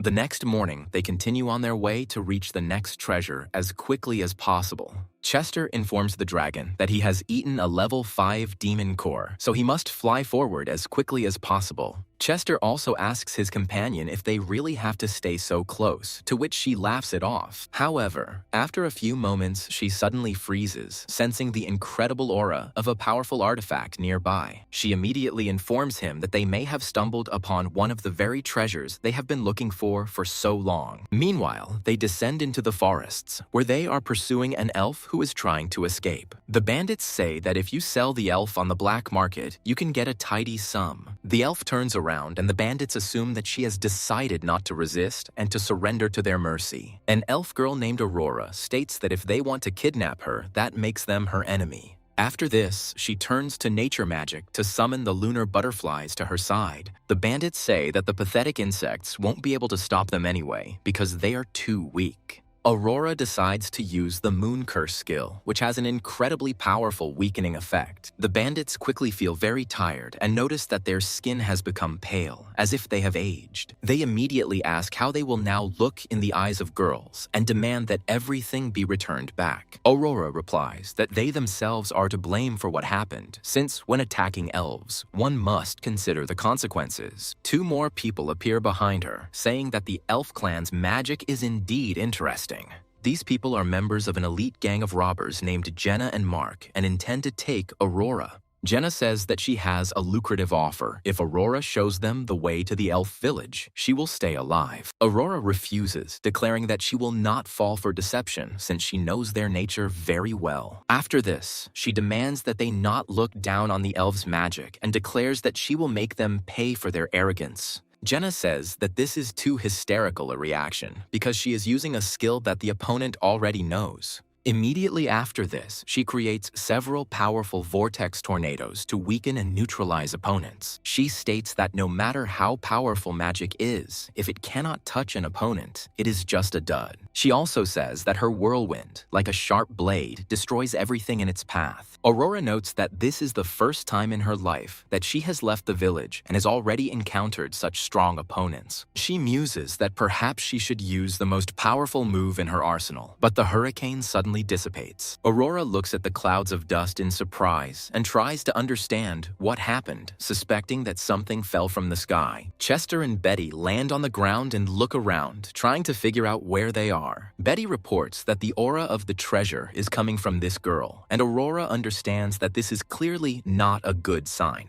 Chester suddenly approaches her and states that she is wearing very little clothing, but it is unclear where she hid the artifact. Aurora doesn't understand what he means when suddenly he looks down, trying to find the treasure he needs. He continues to stare at her and wonders where she could have hidden it. Mark and Jenna look at the strangers who interrupted their fight and don't understand why they are being so rude. Mark says that it is necessary to show these scoundrels what the elite of a gang of robbers is like. Jenna also says that those who do not respect magic are unworthy to walk this earth. Together, they join forces and attack Chester from behind, unaware of what they've gotten themselves into. Chester turns around irritably and declares that they are talking too much and are starting to irritate him. Jenna and Mark instantly freeze, not understanding how this man suppressed their fighting spirit in a second. Chester gives them quick slaps, claiming they should have noticed he was talking to a girl. After this, he throws them aside so that they do not interfere, declaring that they are too intrusive. Jenna and Mark take serious damage to their pride, not their bodies, but they are unable to resist.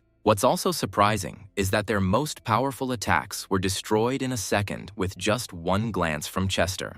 The main character himself declares that all outsiders need to leave here since he is busy. Aurora wonders if these two strongest warriors could have been defeated so easily. Betty says that this isn't the funniest thing yet, after which Chester summons a mirror to collect their clothes and equipment. A few moments later, he uses his magical artifact to place even more objects there. Aurora doesn't fully understand why it was necessary to undress the warriors, since their clothes were of no value. Chester turns sharply and looks at the innocent girl with his shining, greedy eyes. Aurora falls to the ground in fear, feeling that she might have to face something even more terrible. She asks not to undress her, adding that there is nothing to see there, and that this is the first time she has left the village. Chester states that he never even had such thoughts, as he is a decent person and does not intend to act in such a way. After this, he decides to explain why he came here, so as not to cause misunderstanding with the honest girl. Aurora says she doesn't have the valuable artifact, but Betty claims to sense its aura. Betty asks her if she ate anything strange, to which Aurora replies that all elves drink from a sacred spring. In response, she explains that this is living water, and the elders say that it was from this source that the elves appeared.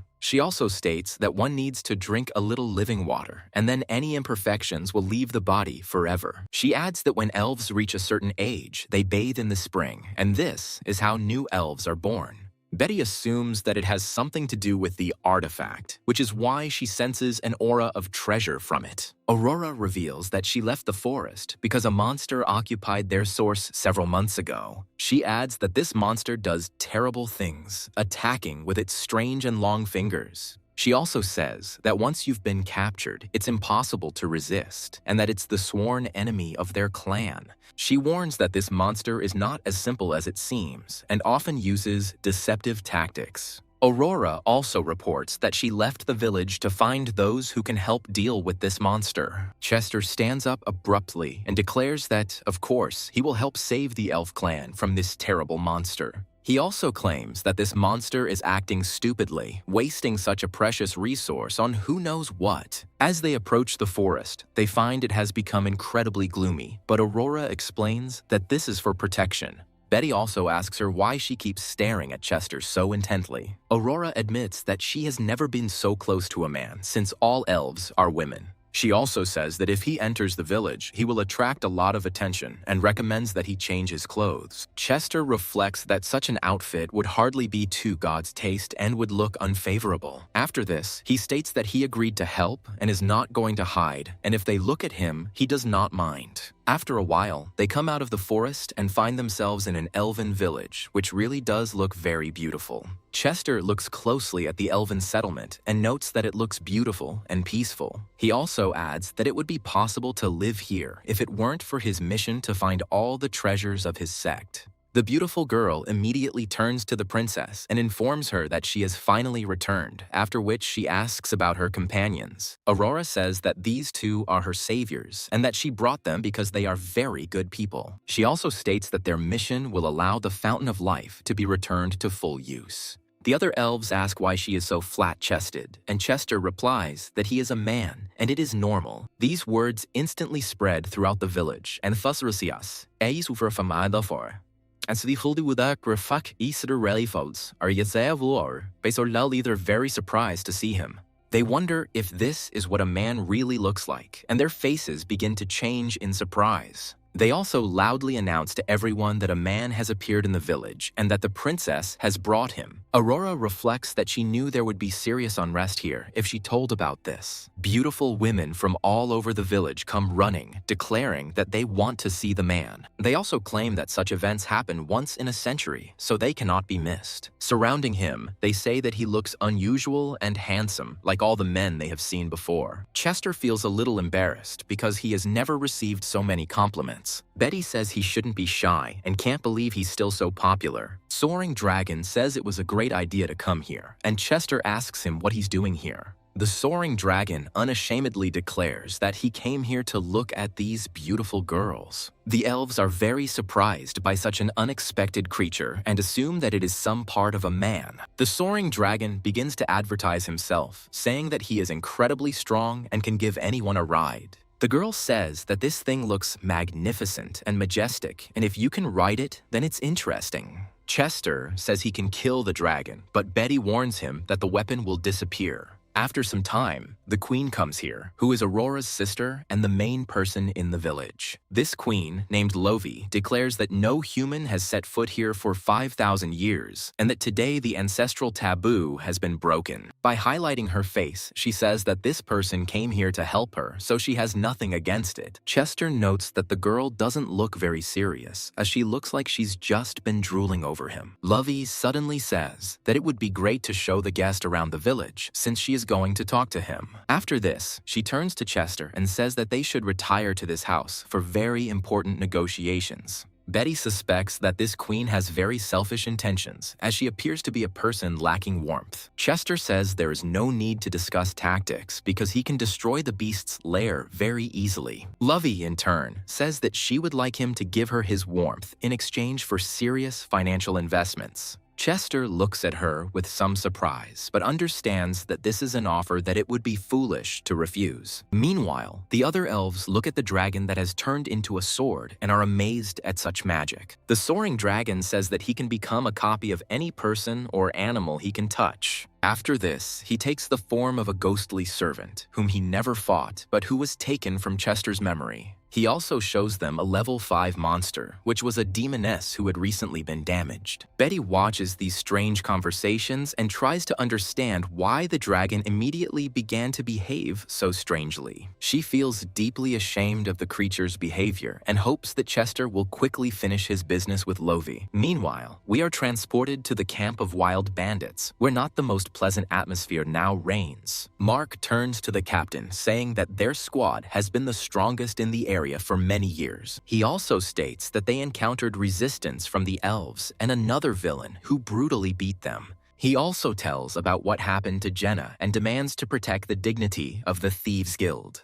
The leader of the bandits guild, Orcus, says that they had to act professionally to avoid this. Jenna says that this man turned out to be a much more serious opponent than they expected. She also reveals that he not only hit them, but also took all their equipment to disgrace them. Finally, she declares that this man has seen her entire body, and if he does not die, she will be disgraced for the rest of her life. Orcus suddenly rises up on his elbows, realizing that such insults truly cannot be tolerated. He reflects on how Jenna is the only hottie in their gang, and he's never seen her naked. Jenna, meanwhile, says that this insignificant scoundrel has now gone to the elves and has probably already reached the village. Orcus realizes that this was his dream, as he always wanted to meet the elves and enjoy their beauty. Without thinking twice, he jumps down, causing a small earthquake with his superhero landing. He states that he has already made the main decision, and now this scoundrel must be destroyed for what he did. After some time, we return to the elven village, where tense negotiations are still taking place. Aurora runs towards her queen's chambers, where she is right now with Chester. She opens the door and says that a large number of intruders are heading here, which means that something is wrong. She also says that they almost reached the village, but suddenly stops when she sees something very strange. Chester turns towards her and tries to understand how she opened the door so abruptly. Aurora immediately bows her head and says that she did not want to interrupt their very important negotiations. Lovey tries to stop her, saying that she is just testing how strong this person really is, and this is just an exchange of experience. Meanwhile, the robbers walk through the gloomy forest, saying that everyone must be on guard and keep their eyes open. Orcus adds that they came here to avenge Jenna's shame and not to be swayed by the elves' beauty. However, after some time, they see a trio of elves patrolling the area, armed with simple weapons. These girls look at them carefully and say that if the violators take one more step, they will die. Orcus suddenly loses control of himself and says that these elves really live up to their name. He immediately tells the others that they need to be taken apart so that they can be brutally tortured.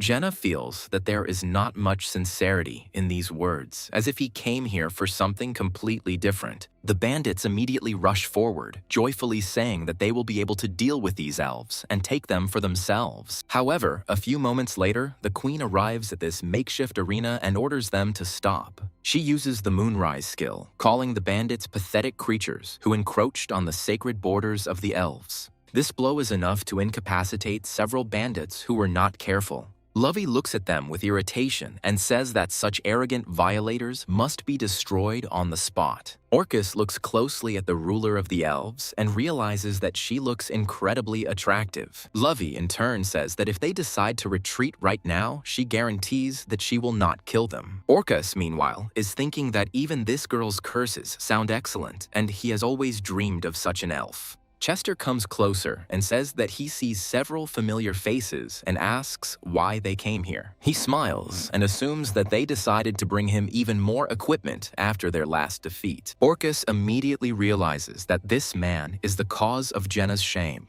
He says that he did what he wanted to do first and cannot accept such injustice. After this, he prepares for battle and declares that he will smash him to smithereens to show who is the boss here. Lovey immediately enters the fight, which hasn't even started yet, and lands a powerful kick right to his face. Orcus jumps back, realizing that this girl is very strong, and noting that he didn't think that elves were so powerful. Chester says the intervention was unnecessary because he was in control of the situation. Lovey says that he is the man the elf queen is in love with, and she cannot allow him to be attacked. She happily says that such power cannot be used in a battle with some scum like this scoundrel. She casts a greedy glance in his direction and says that such power could be used for something more worthy. Chester and Betty realize that they are in serious trouble because now this girl will be chasing them too. Orcus reflects that he is a wild and ferocious man who will not flinch before her, but she has fallen in love with this idiot. Lovey says that one man is enough for the elven village and calls on the elven warriors to fight seriously.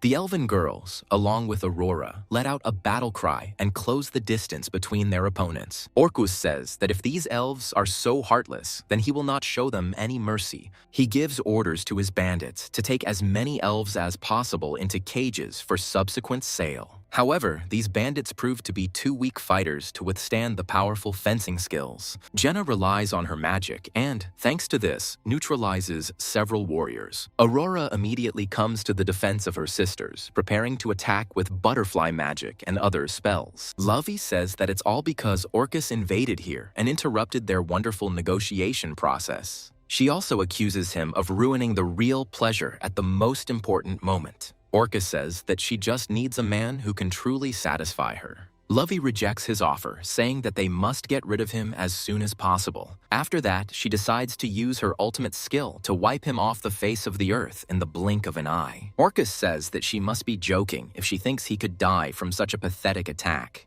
After this, he puts his hands forward to withstand this incredible onslaught, and he even succeeds. However, it cannot be said that this comes very easily to him, but he still withstands this incredible, energetic onslaught. She says that they are both at the same level, and it is still unclear which of them will emerge victorious. Lovey tells him that blind confidence is not a good thing, and therefore his victory is not guaranteed. Orcus takes a few steps towards her, saying that now he will show her his wild blows filled with power. He feints a few times as if he were about to make a dash, but after a few moments, he delivers a powerful kick. This kick raises a huge number of stones, which rush towards Lovey, but suddenly stop in place. Orcus decides to take advantage of the short pause to strike these stones and send the fragments forward. Lovey says that this skill is very high level, but it will not work against her. Immediately after this, she activates a magical seal to rain down fire projectiles onto the rocks. Each projectile easily finds its target or quickly destroys it, preventing it from hitting Lovey. Orcus rushes forward, realizing that all mages have an Achilles heel, as they are very poor in close combat. He notes that the attack was simply a distraction to get closer to her when she was defenseless. After this, he gets to her using an improvised smokescreen and prepares to strike. This melee skill is called Boar Break, and it really does feel like you're being rammed by a boar. Orcus easily lands a powerful blow straight to Lovey's body and begins to celebrate his victory. However, the next second she smiles and says that he has fallen into the most obvious trap of all possible. Within moments, her body turns into a bandaged doll that served as bait. Orcus looks at the result of his actions in surprise, and she asks him if he really thought that he would succeed. She notes that not all magic is capable of close combat, but it is an important exception. Having chosen a suitable position, she decides to use the skill Dance of the Sacred Moon Wheel. Orcus doesn't have time to react to this attack and finds himself in the very epicenter of a powerful blow that crumbles the earth. Orcus feels the full power of elven magic and realizes that his bones are gradually beginning to crumble. Lovey says that they are both at the highest level, but even here there is a gradation between the strong and the weak. Coming closer to him, she says that he has only just reached the highest level, but she has been there for a long time. She also states that she has long since mastered all the subtleties of this level, so he is not her equal. Lovey turns to the other hunters and says that she has already defeated their leader, so they have no reason to fight. She also says that they have 5 seconds to disappear because she doesn't have time to waste on them. She also states that if they prevent her from spending time with Chester, then none of them will return home alive. The bandits also turn around and run away, realizing that there is no point in continuing the fight without a leader. Lovey watches them go and then realizes that they probably won't be returning there anytime soon. The forest gradually becomes clearer and cleaner, marking the end of the unpleasant battle with the pathetic bandits. Lovey says that it looks like some of their girls are injured, so they need to heal them with magic. Aurora declares that she will immediately accept this task and immediately summons the special spirits of this forest. The warriors say that it was wonderful, and her body felt like a feather for a moment. Another girl says that she feels as if there is a constant flow of warmth inside her, and the pain is gone forever. Meanwhile, Lovey turns to Chester, but he is no longer around, as he has decided to do something very important. Lovey is not privy to these plans, so one is still left wondering where he disappeared to and why he didn't warn her. Orcus and the other bandits say that they were truly unlucky as they ran into a strong enemy. One of the bandits says that there is no need to lose heart, since they have at least figured out the route to the elven village. He also says that the new slaves from their camp have not yet left, so they will be able to get money for selling them. Orcus also says that with this money, you can hire several fighters of the maximum level or even higher. He notes that in this way, they will be able to capture the elven village and force them all to bow their heads before them. Chester suddenly appears out of nowhere and says that a thief always remains a thief and does not change his habits. He points out that the queen gave them a chance, but they still have the nerve to think about such shameful things. He also says that they came here to take revenge on him, so he can't just stand and watch. Orcus asks him how he dares to act so arrogantly in front of him when that very queen is not around. After this, he rushes straight at him, saying that he was his prey all along and will not let him go. Chester slaps him, saying that pretending to be tough is only possible if you're actually strong. The blow is incredibly powerful, but Orcus plants his stance into the ground and thus maintains his balance. He makes a sharp turn and notes that Chester is indeed very strong, and his victory is no accident. Nevertheless, he frantically tries to understand what he should do to win this difficult battle. In a fit of desperation, he declares that he will show off his best moves, considering himself the strongest man in these wild places. Moments later, Chester delivers a powerful blow with his sword and declares that he is too weak and will therefore die. Orcus feels incredible pain that pierces his entire body and tries to understand how this is even possible. The other bandits look at him, not hiding their horror because their master has just been killed. Chester states that they are all just cockroaches and should all attack him at once. Before they can even move, he thrusts his sword forward to give them no chance. The sword changes its trajectory every second, and at the same time, it delivers powerful, fatal blows to the necks of these scoundrels. None of them had a chance from the very first seconds they saw him. He was just playing with them. Chester quickly gets the sword back in his hands and realizes that he doesn't have much time left to finish here. He turns to his companion and declares that they need to go to the camp of these thieves to take the treasure. He also says that, among other things, they will of course free the prisoners who are there, but money will be the primary consideration. Meanwhile, Jenna is traveling through the forest, simply not understanding where the rest of the group went, sensing a strange presence. After a few moments, multiple tentacles appear next to her, moving too quickly. Jenna wonders what it is, but it is too late for her to try to save herself. This time, she came across a monster with tentacles, and this enemy is much stronger than it seems at first glance. Jenna wonders how such a monster could appear in this place, emphasizing that she feels uneasy. The monster grins at her with his disgusting face and smiles, saying that she looks incredibly tasty and nutritious. Jenna desperately tries to resist, but is unable to do so due to the constant weakening poison. After a few moments, she feels that her body has stopped moving, and she can only watch what is happening. Meanwhile, the monster happily says that he has finally managed to knock his victim unconscious. After that, he opens his giant mouth and says that she is incredibly appetizing, so he eats her right away. After he finishes his gruesome, bloody meal, he comments on how incredibly nutritious it was. After a few more moments, he begins to glow, starting a transformation process in order to camouflage himself. He partially replicates Jenna's body and takes the name Rafe, saying that this body looks pretty good. Lovey watches a strange flash of light that occurred several dozen meters away from her. She tries to figure out what it could be, and strange visions of Chester being in trouble appear in her head. After that, she smiles and says that they need to go there to save him from an incredible mess. Aurora says that he better prepare himself, as these monsters are quite insidious and powerful. Lovey says that this is indeed the case, since she is going to save her man. Other warriors say that this is indeed the case, since nothing should happen to this man. Gradually, they gather an expedition and rush forward, constantly looking back and listening. And yet, despite their incredible efforts, they still fail to find the very man they are looking for. Lovey is leading this expedition and says that if he doesn't show up for a long time, she will start to worry. Afterwards, she smiles and says that the experience exchange procedure was incredibly important for her, and she wants to repeat it. However, with her screams, she attracts the attention of only the monsters that are already lurking behind. After a few moments, they begin to sharply stretch their tentacles towards her in order to take advantage of the element of surprise. Lovey definitely looks at her hands, and her body is wrapped in slimy, disgusting tentacles. The monsters that trapped her happily say that she has finally been caught. Many of them immediately recognize her as the Elf Queen and understand that if they eat her, they will receive new ranks. Lovey says that if they want to defeat the Queen with such small blades, then they have a lot of confidence. At that very second, a very sharp and prickly energy begins to pulsate through these thumbs. This energy turns out to be an excellent method for dealing with annoying monsters that don't like electricity. Lovey deftly turns around and realizes that all the monsters that attacked her have died. She also says that these freaks are too weak, so they can't do anything against her.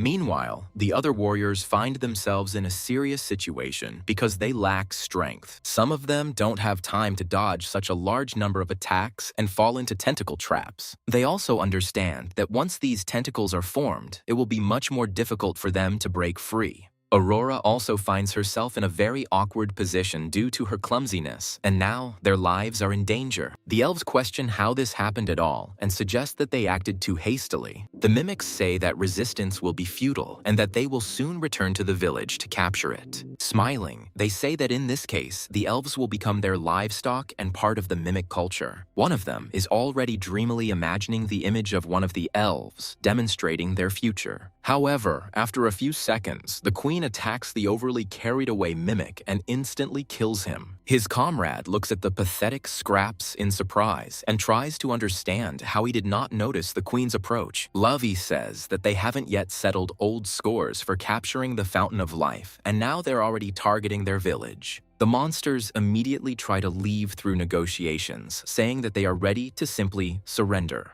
Lovey coldly notes that such techniques will not work on her and she will definitely punish them for such meanness. The very next second, a giant lightning bolt falls from the sky, hitting the monsters directly. No living creature on the planet, except the most powerful monsters and demons, can survive such an attack. After some time, the clouds disperse again, giving the queen the opportunity to recharge the skill. Aurora apologizes to her, saying that they only slow her down and have become a burden to her. Lovey says that this is not true, since she is the queen of the elves, and it is her duty to protect them. After this, she immediately reflects on how she feels like Chester is more important to her than anything else in the world. Her thoughts about balancing her responsibility for the kingdom with her feelings for Chester are interrupted by the arrival of Rafe. Rafe says that it is no longer surprising why his people were killed so easily, since the elf queen is to blame for this. He also notes that they showed great enthusiasm, emphasizing that this is apparently the elven approach. Lovey says that she thought Chester was fighting Wraith because of the energy fluctuations, but it turned out to be much simpler.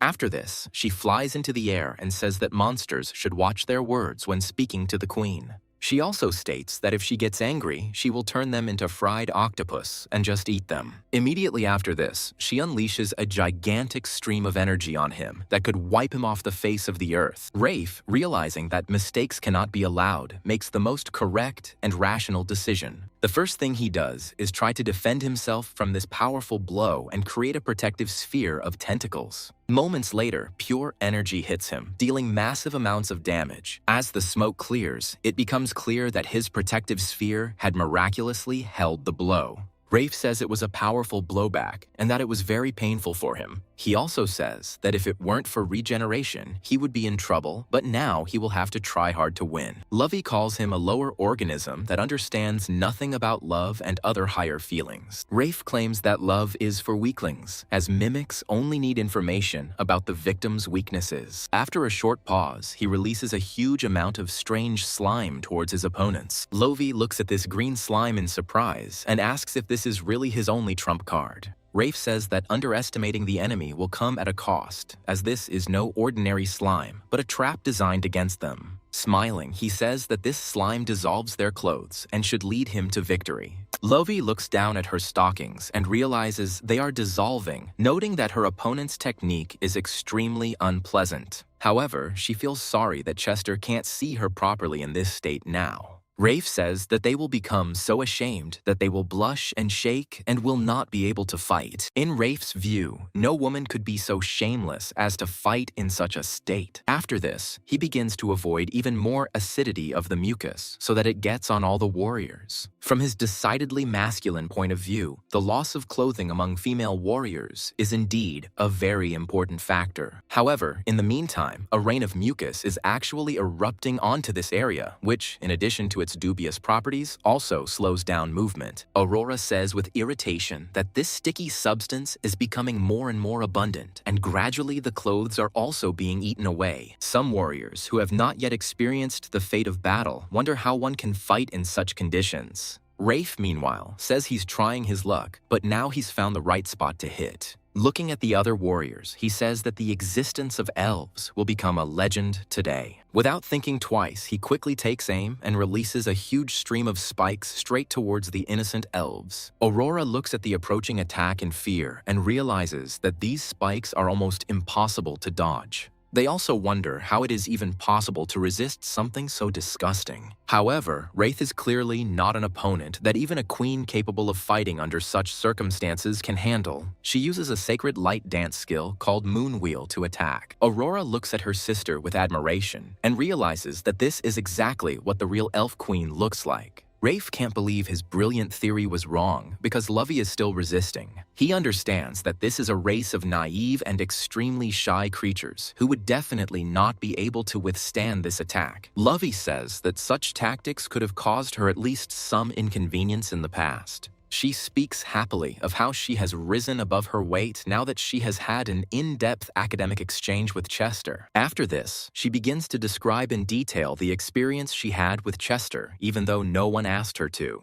The elves who begin to listen to this amazing story find themselves even more embarrassed than if they had been doused with slime. However, Rafe is also very surprised by such frankness and says that it is better to keep such shameful things silent. In a fit of anger, he tries to destroy the source of awkwardness and says that she is a disgrace to the elven race. He also says that if she liked being beaten so much, then he will make her happy. Lovey watches intently as tentacles suddenly burst out of the ground and surround her, preventing her from escaping. This time, these tentacles are reinforced with demonic power, which makes them much stronger. Lovey is not impressed even by such enhancements and calmly cuts through the powerful tentacles with one easy movement. These strong tentacles turn out to be not so serious, considering the queen's amazing enthusiasm. She adds that if he wants to match Chester with such a flimsy attack, he doesn't stand a chance. Smiling, she says that only Chester can please the queen and has sufficient physical qualities. Rafe realizes that he has driven himself into a serious trap from which it will be difficult to escape.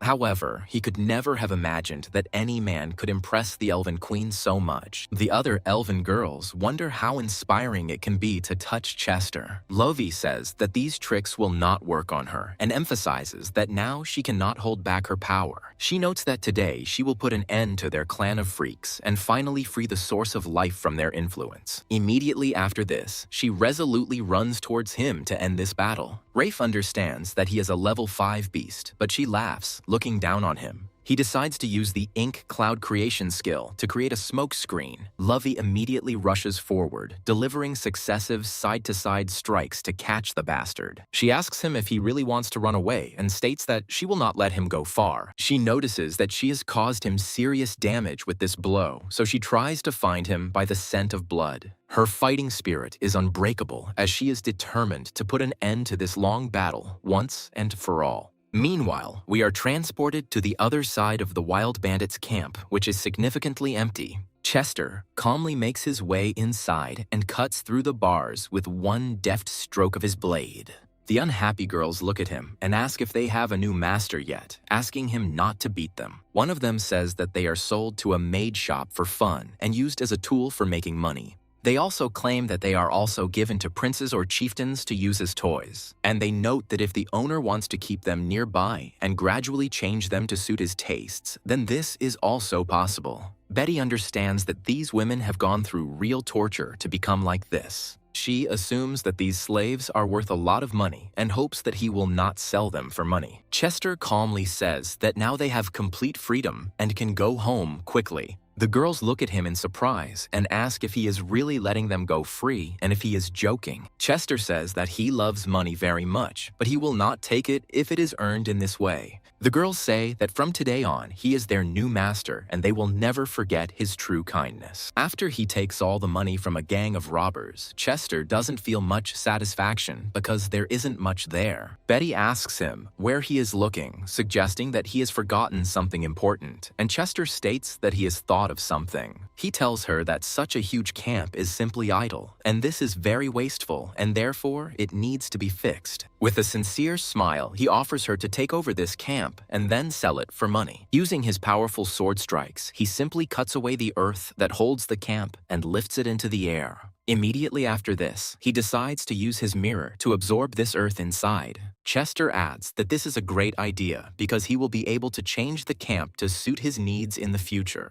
Meanwhile, the chase for the tentacle monster turns out to be longer than the Elf Queen expected. Lovey lands near the shore and looks around carefully for a potential enemy. She tells him that desecrating the source of life is unforgivable and orders him to leave immediately. She proudly declares that today is his last day on this earth, as she will not give him a chance to be saved. Rafe says that this magic works on any creature, so their tribe will take this place at any cost. Lovey calls them pathetic creatures who watched them for a long time before attacking the source of life. Rafe says that with the help of the Fountain of Life, his allies will be able to grow and they will become the greatest clan of demons. Rafe also states that the elves have such treasures, but they do not know how to use them, and it is wasteful. Lovey says that this is a sacred relic, thanks to which the elves appeared here several thousand years ago. She calls him a superficial, vulgar creature who will never have the opportunity to use this source. Rafe says that he is not an elf, so their beliefs do not concern him, and he will simply take what is his. He orders the tentacles to come out and tear this arrogant woman apart right before his eyes. After a while, the water begins to boil rapidly, foreshadowing the appearance of new monsters.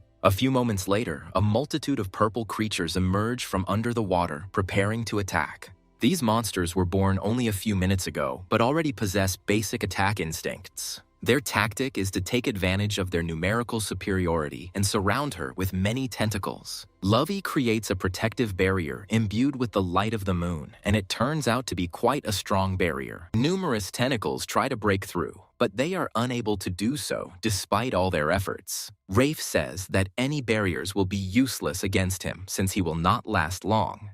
Lovey says that this barrier is not only meant for protection, but is also an aggressive spell. After this, she decides to supplement this ability with new powers, declaring that today she will definitely finish him off. After a few moments, a portal opens at the bottom, from which new streams of energy pour down. Rafe looks at this procedure in surprise and tries to understand what this huge magical formation is and what its essence is. Aurora detects the spell from afar and realizes that her dear sister will finally be able to unleash her full power. Chester realizes that the Elf Queen is apparently fighting the monster while he's away, and that's not the best situation. Lovey says that if magic isn't cruel enough, it's pointless, and she's the only elf here. She also says that she can do whatever she wants with impunity, and now her desire is to destroy the Wraith. After this, she creates a powerful flash, which immediately rushes towards the hated monster. Rafe looks at the approaching projectile and understands that he needs to act quickly and use the maximum opportunity. He shouts loudly that he is not afraid of such things and creates tentacles, claiming that he will be able to block them. However, it quickly becomes clear that these tentacles are too weak to withstand the blow. Rafe finally says that they could come to an agreement and solve this problem with words instead of fighting. At that very moment, his entire body is consumed by a powerful explosion, and the area is covered in thick, high-temperature smoke. Lovey stays alive and well, thanks to a protective barrier that also filters the air. Aurora reflects that Moon's sorrow is one of the most destructive of the elves' magics, but it also overloads the mind's power.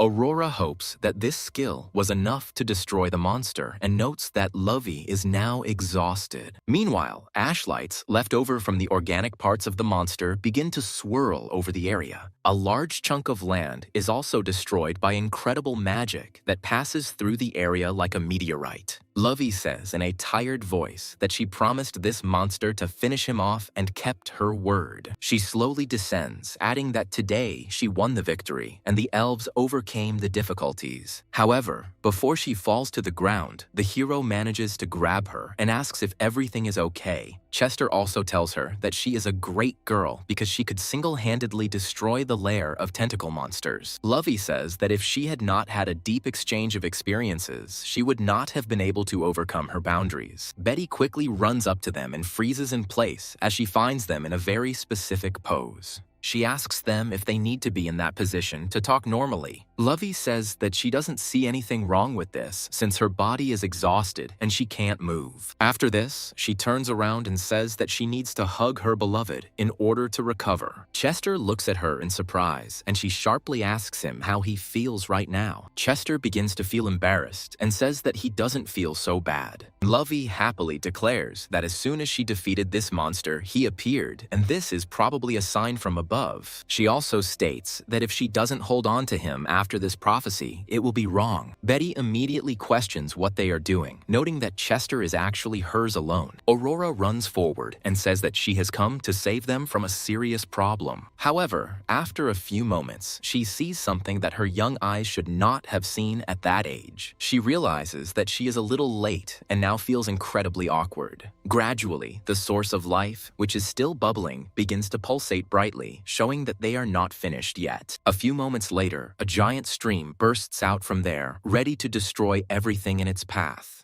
Rafe takes on his true form and says that the damned elves are celebrating too soon because this is not the end yet. He adds that this spell was supposed to exhaust her, but now he, in turn, will destroy everything in his path. He also calls the elf tribe pathetic ants, which he will deal with without any problems. Betty and Aurora realize that this is a 6th-level creature, meaning it is the real tentacle host hiding inside. Lovey had been looking into Chester's eyes the whole time, but her sharp ears notice the appearance of such a monstrous monster. She turns around irritably and says that someone is always preventing her from having a normal time. After this, she takes a few steps to the side and says that the queen did not receive the award and is now angry. Chester gestures for her to move no further, as he will take this fight upon himself. He also states that she must be tired, so he can take care of this monster with incredible ease. She notes that this confession feels simply wonderful, which means he is definitely in love with her. Chester doesn't quite understand why she starts twitching strangely and assumes that she is just acting strange. Rafe says that a level 6 monster can't stand it when someone behaves like that in his presence. After this, he turns to the main character and says that the pathetic worm does not dare to fight with him. He considers him unworthy and adds that showing such disrespect is unacceptable. However, after a few moments, his attack is completely blocked, despite all the force applied. Chester looks calmly at his opponent, who was unable to break through his defense. The next second, he unleashes a lightning attack that cuts those tentacles into tiny pieces. After a few more moments, the force of the wind turns these tentacles into pitiful dust that flies through the air. Chester says he doesn't care about this monster, and that's why he doesn't take him seriously. The giant monster feels incredible waves of pain that pass through his body and destroy him from the inside. Lovey, in turn, notes that this blow was so fast that she didn't even have time to notice anything. Lovey, in turn, notes that this is indeed the very person she was looking for and that the spectacle is amazing.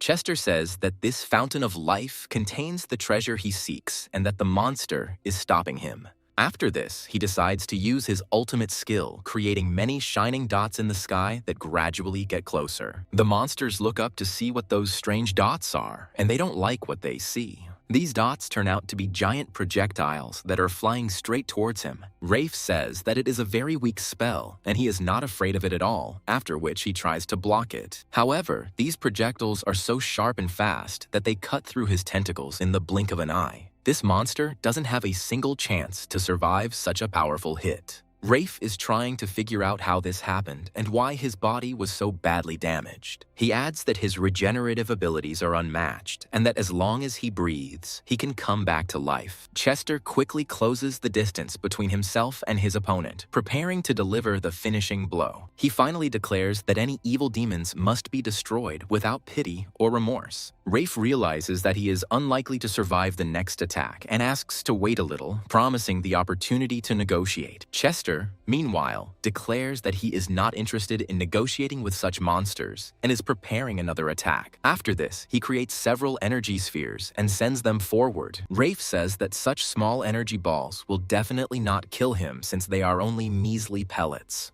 He assumes that as long as at least one part of his body remains, he will be able to survive and get out. After a few moments, he realizes that these small spheres of energy are far from harmless. Once they reach their target, they form into huge explosions, creating an even more powerful destructive force. Each of these explosions begins to duplicate itself and leaves the monster no chance to survive. Lovey watches this and notes that it is an incredibly powerful technique that she really doesn't like. Aurora also says that this person is too strong because even a 6th level magical monster turned out to be too weak. Meanwhile, only pitiful remnants remain of the giant monster, which gradually turn to dust. Also, after a series of powerful explosions, it becomes clear that this holy spring has finally been cleansed of filth. The water becomes so clear that it begins to resemble a mirror, and the elven people receive a chance for a new revival. Lovey muses that if Chester shared even a little of that raging energy with her, it would be great. Chester, meanwhile, descends to the source of life and carefully looks into the depths of the reservoir. A genuine smile spreads across his face, and he says that it's time to get to know each other properly. All this time, he turned to the treasure, which was hidden in the depths of the reservoir, and awaited the arrival of its savior. After a while, a small red sphere emerges from the water and hovers at the hero's eye level. This sphere says that it thought that it would never be awakened from its long sleep.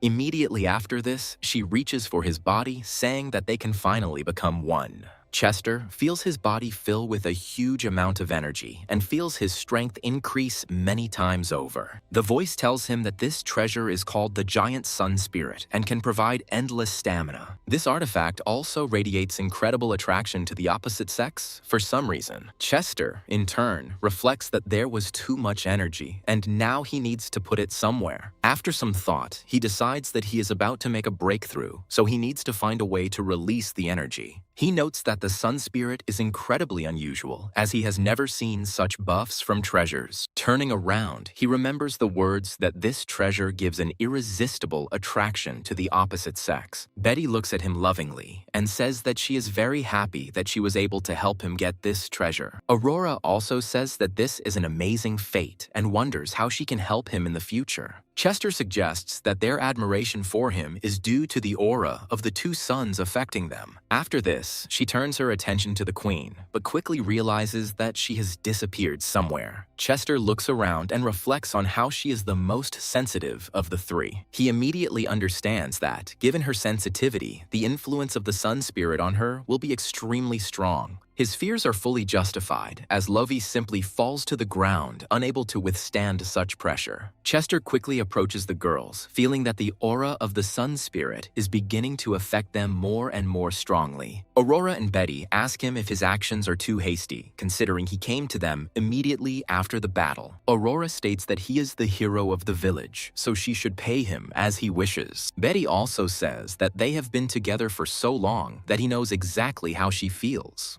Chester looks closely at these girls and realizes that he doesn't really feel anything, but he has to take responsibility. After clearing his throat, he says that he understands their desire perfectly and that it is possible to satisfy their request. After this, he points his finger at one specific person, saying that he needs to be dealt with first. Betty and Aurora turn around to see who exactly they are talking about, although it is already obvious. The spirit of the sun says that Lovey needs him now more than ever because her energy is too explosive. Chester realizes that at this moment he is the only person who can save her. Chester says that if she hadn't met him, she definitely wouldn't have become like this, so there's no point in blaming her for her actions. He slowly takes off his clothes and says that this is his responsibility, which a man cannot refuse. Within moments, he is completely naked, not caring how it looks from Betty and Aurora's perspective. Meanwhile, Lovey gradually comes to her senses and looks around, feeling a strong tremor in her body. Chester comes closer to her and says that this is not the most convenient place to solve the problem. After a few more moments, he decides to use the mirror to transfer everything to another dimension. Lovey looks around and tries to understand whether this is really paradise on Earth, which she has never been to before. Chester says she has come to her senses a little, adding that she is in a dangerous state and needs help. Lovey looks at him and asks if he really came to save her life. Smiling, she states that if he came to reward her, she will not be polite. Betty and Aurora look into the portal and think about what the two of them are doing there, not understanding what is happening. A few more seconds pass, after which shreds of clothing that the queen was wearing fly out of the portal. Aurora takes a few frightened steps, trying to understand what kind of strange creature it was that jumped on her. However, after a few moments, she takes off the thing and realizes that these are her sister's black stockings. Aurora says that black stockings are far from the only thing that flew out of this portal. She picks up the queen's dress and says that it too ended up here for some completely incomprehensible reason. Betty and Aurora realize that they have been in this space for a long time and begin to feel jealous. Betty recalls that she kissed him several times to absorb spiritual power, but never went further. After this, he decides to get down to business and says that she can't just sit here and wait. Aurora looks anxiously into the portal and realizes that she is the only one still standing. She wonders what she should do and notes that she wants to be in that place too, but she is ashamed. After a while, she hears strange sounds made by people in this portal and trembles a little. She realizes she's never felt this nervous before, so she has to pull herself together and take a risk. After some time, she finds herself in another world and says that she didn't think there was such a big space here. She realizes she must find them and explore them, as the queen did, to thank Chester. After some time, she begins to feel that the aura is becoming stronger and slowly approaching. She stops abruptly and wonders if she can interrupt their fun. Chester suddenly appears in front of her and tells her that this is not the right place if she is scared. He adds that he opened this place in order to save her sister and recommends returning before it is too late. Aurora decides to stay and firmly says that she is going to repay him in the same way as her sister and the little fox did. Chester realizes that the powers of the giant sun's essence are so terrifying that he faces a long period of recovery. After some time, dawn comes and a large number of elves arrive here in search of their queen. They wonder what has already happened here, noting that the source of life has finally become what it was before. They also discover a portal, trying to figure out what this strange passage is, and note that they haven't met Chester and Lovey yet. They assume that it might be a passage between worlds, and so they decide to look inside to find out what is going on. One of the girls turns out to be the most determined and says that she must find out what is going on there. She motivates her determination by the fact that yesterday she only interfered with the queen, so the time has come to repay the debt. Looking into the portal, she hopes that the queen is okay, adding that without the queen, the elves are doomed. However, suddenly she loses her fighting spirit as she sees something her eyes were not supposed to see. The other warriors ask her what is going on there, but she does not immediately give them a clear answer. After a while, she jumps to the side and says that she saw something incredibly amazing. They ask her what kind of heavenly world this is and where the queen and princess, whom they haven't seen for a long time, have gone. The girl says that there is a queen and a princess inside, as well as a very handsome man. After some time, the portal opens and the queen comes out, saying that she is very tired. She notes that her whole body hurts, but these sensations are a consequence of the efforts expended. Aurora says she feels like her back is going to break, but she's definitely happy it turned out that way. She also notes that she will be able to preserve precious memories of this evening. Chester also emerges from the portal and listens to another round of compliments from Betty, noting that she cannot walk. Smiling, she says that this is not an exaggeration, since she is very sensitive. Chester looks at her and tries to understand what this fox's true intention is. Lovey says that she only has a few minutes left, after which he will carry her. The elves run up to the queen and say that the monster has been destroyed and that they have even found the very man they were looking for. They also note that something has changed significantly in him, as if he has become much more handsome. Chester glances carefully at their faces, realizing that the sun god's power has not yet dissipated. Girls also react and say that this man is incredibly attractive, and they are very excited from just one look at him. However, after some time it turns out that the consequences of the battle with the monster are not as positive as it seemed at first. One of the elves comes to her queen and says that they have lost the blessing of the source of life. Lovey looks closely at the water and says that it has indeed lost its effect. Lovey says that if they don't have the blessing of the fountain of life, then it's very bad news. Smiling, she says that this could mean the emergence of an important task of reproducing their clan. Chester understands that this is a very specific task on which he is not prepared to spend such a huge amount of time.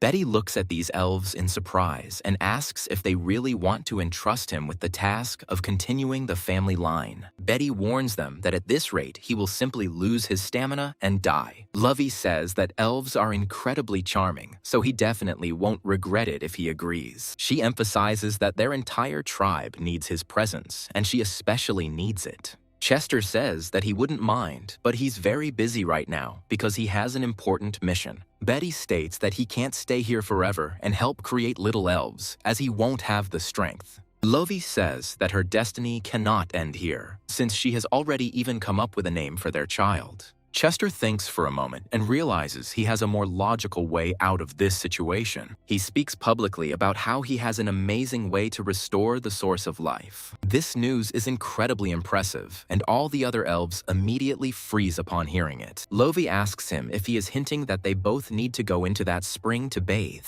She suggests that they can use powerful energy to revive the spirits within. Chester says that everything is much simpler than she thinks and that it can be done completely alone. After this, he states that this ritual requires absolute privacy and asks that no one spy on him. After the area is cleared of prying eyes, Chester realizes that the elves are appearing due to the influence of the spiritual core. They do not understand where they came from, but as a sign of gratitude, they worship and protect the spiritual core. Chester notes that he has taken what is his, but he cannot simply let his line die out. The forest continues to live its life, and some wine sees. Its standard noise does not disturb anything suspicious. Lovey still decides to follow this ritual to find out what kind of ritual it is. Betty also tries to follow him, trying to understand what method exists to revive the source of life. In their attempts to follow him, they collide with each other, completely unaware of each other's presence. After a while, they ask each other why they are here, and quite quickly understand why they came.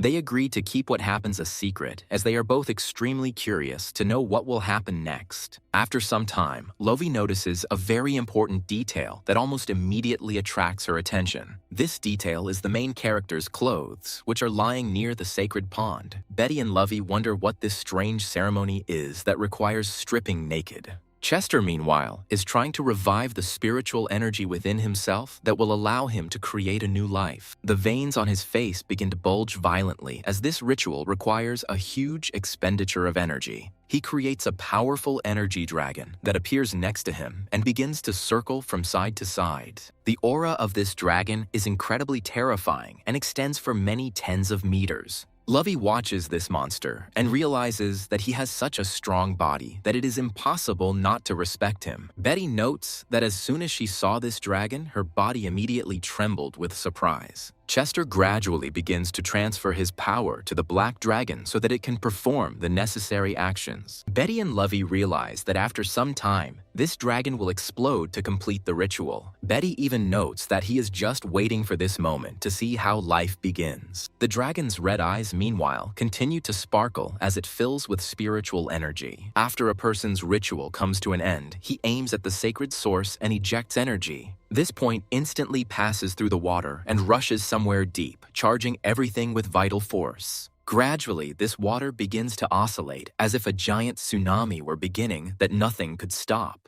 Lovey and Betty sense that the energy source is becoming overflowing and is now growing in size to a veritable sea. The forces concentrated in this source are so great that they will last for billions of years. Chester quickly dresses and approaches them, telling them that their life source has been fully restored. He notes that the blessing should last for a certain period of time and needs to be renewed periodically. Love says that thanks to him, the elves survived this disaster and he is their savior.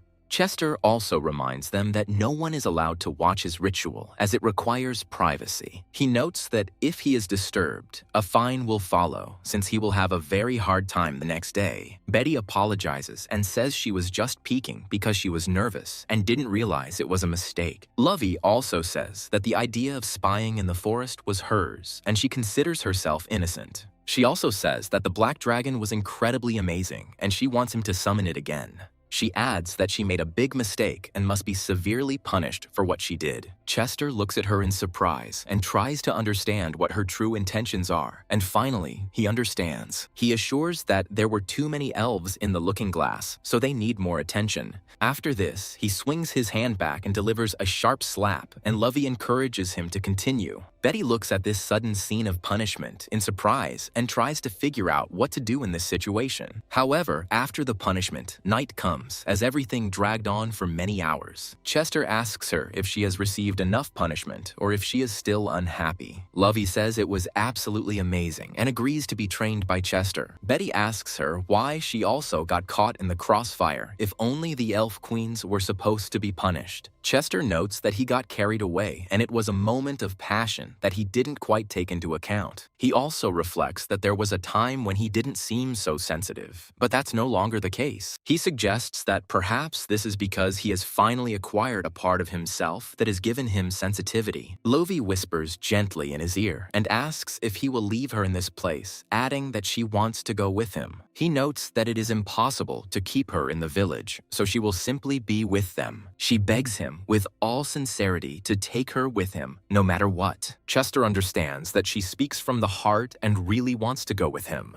After a short pause, he says that if she has made a decision, she will go with them. Betty asks what will happen to the village if the village queen is left without her leader. Lovey replies that there is no need to worry about that, as there is a candidate who will take her place as queen. She adds that Aurora is not only kind-hearted, but also responsible, making her ideal for the role. Meanwhile, they are transported to another place where there were so many people that their skulls formed the floor. However, now the Demon King comes here, who has been making his way here all this time to get to his enemy. Now he reaches another monster who looks down on him, calling him a pathetic newbie. This creature, the Skeleton King, asks him if he has come to offer his soul.